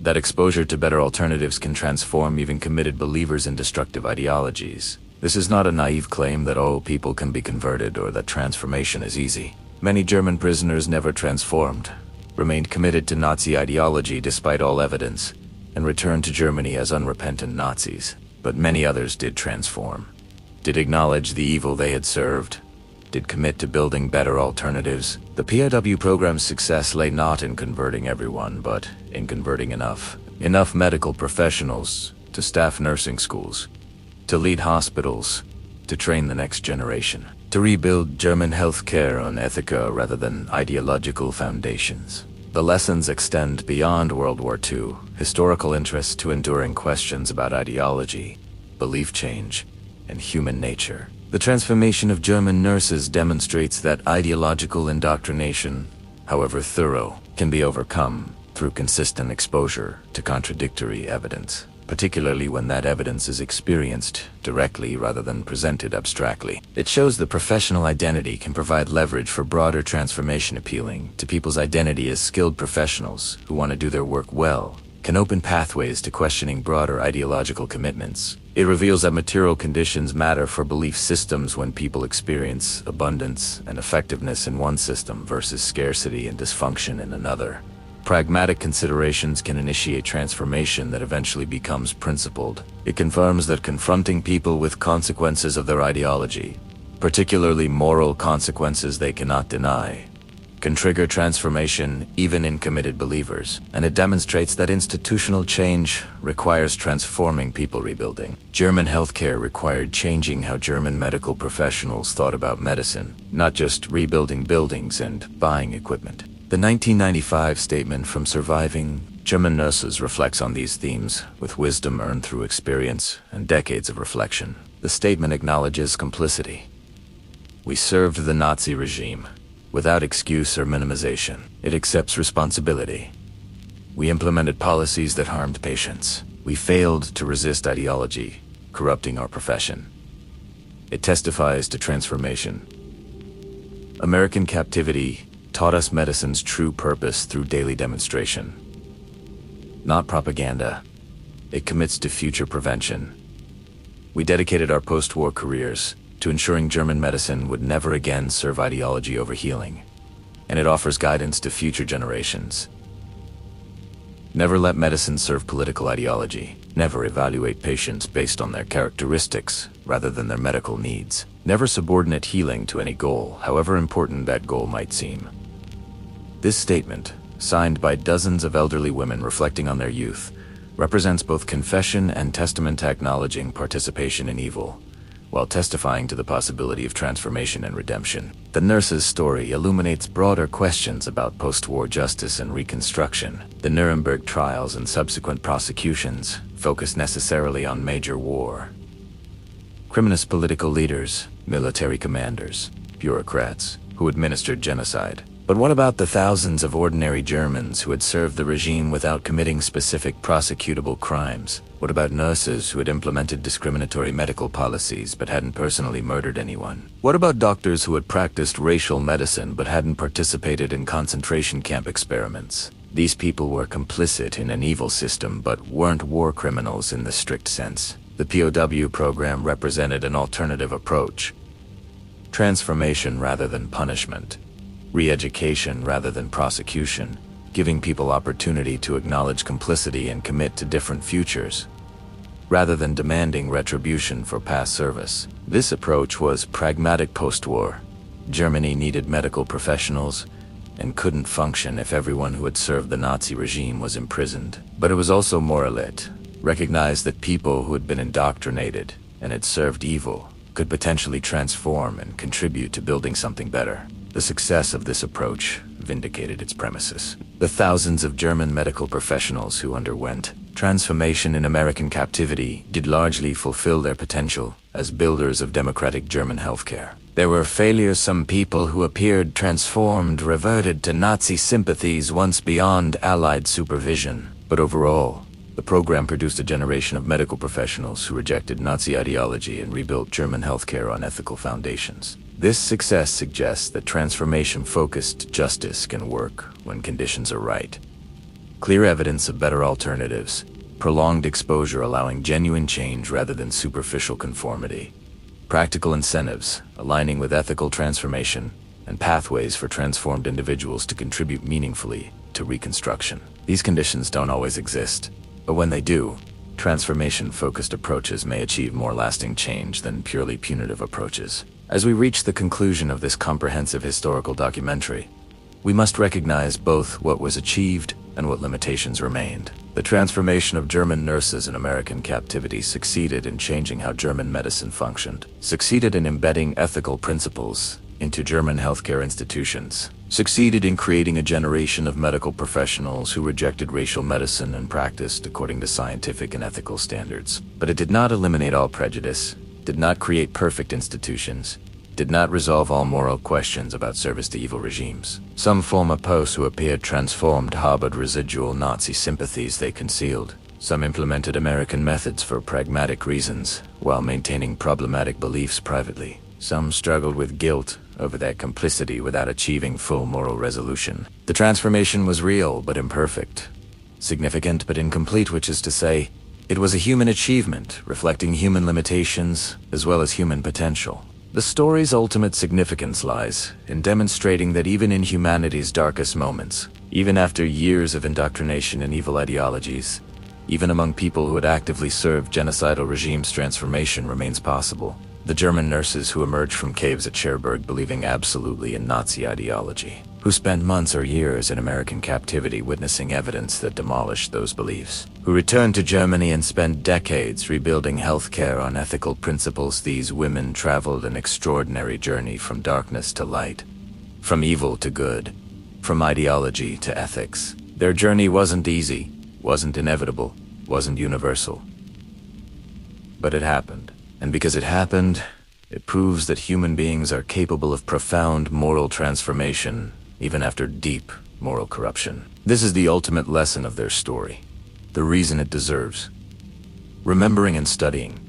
It demonstrates that redemption is possible, that people can change, that societies can rebuild on better foundations, even after catastrophic moral failure. In that demonstration lies hope, not just for understanding history, but for facing present and future challenges requiring similar transformations.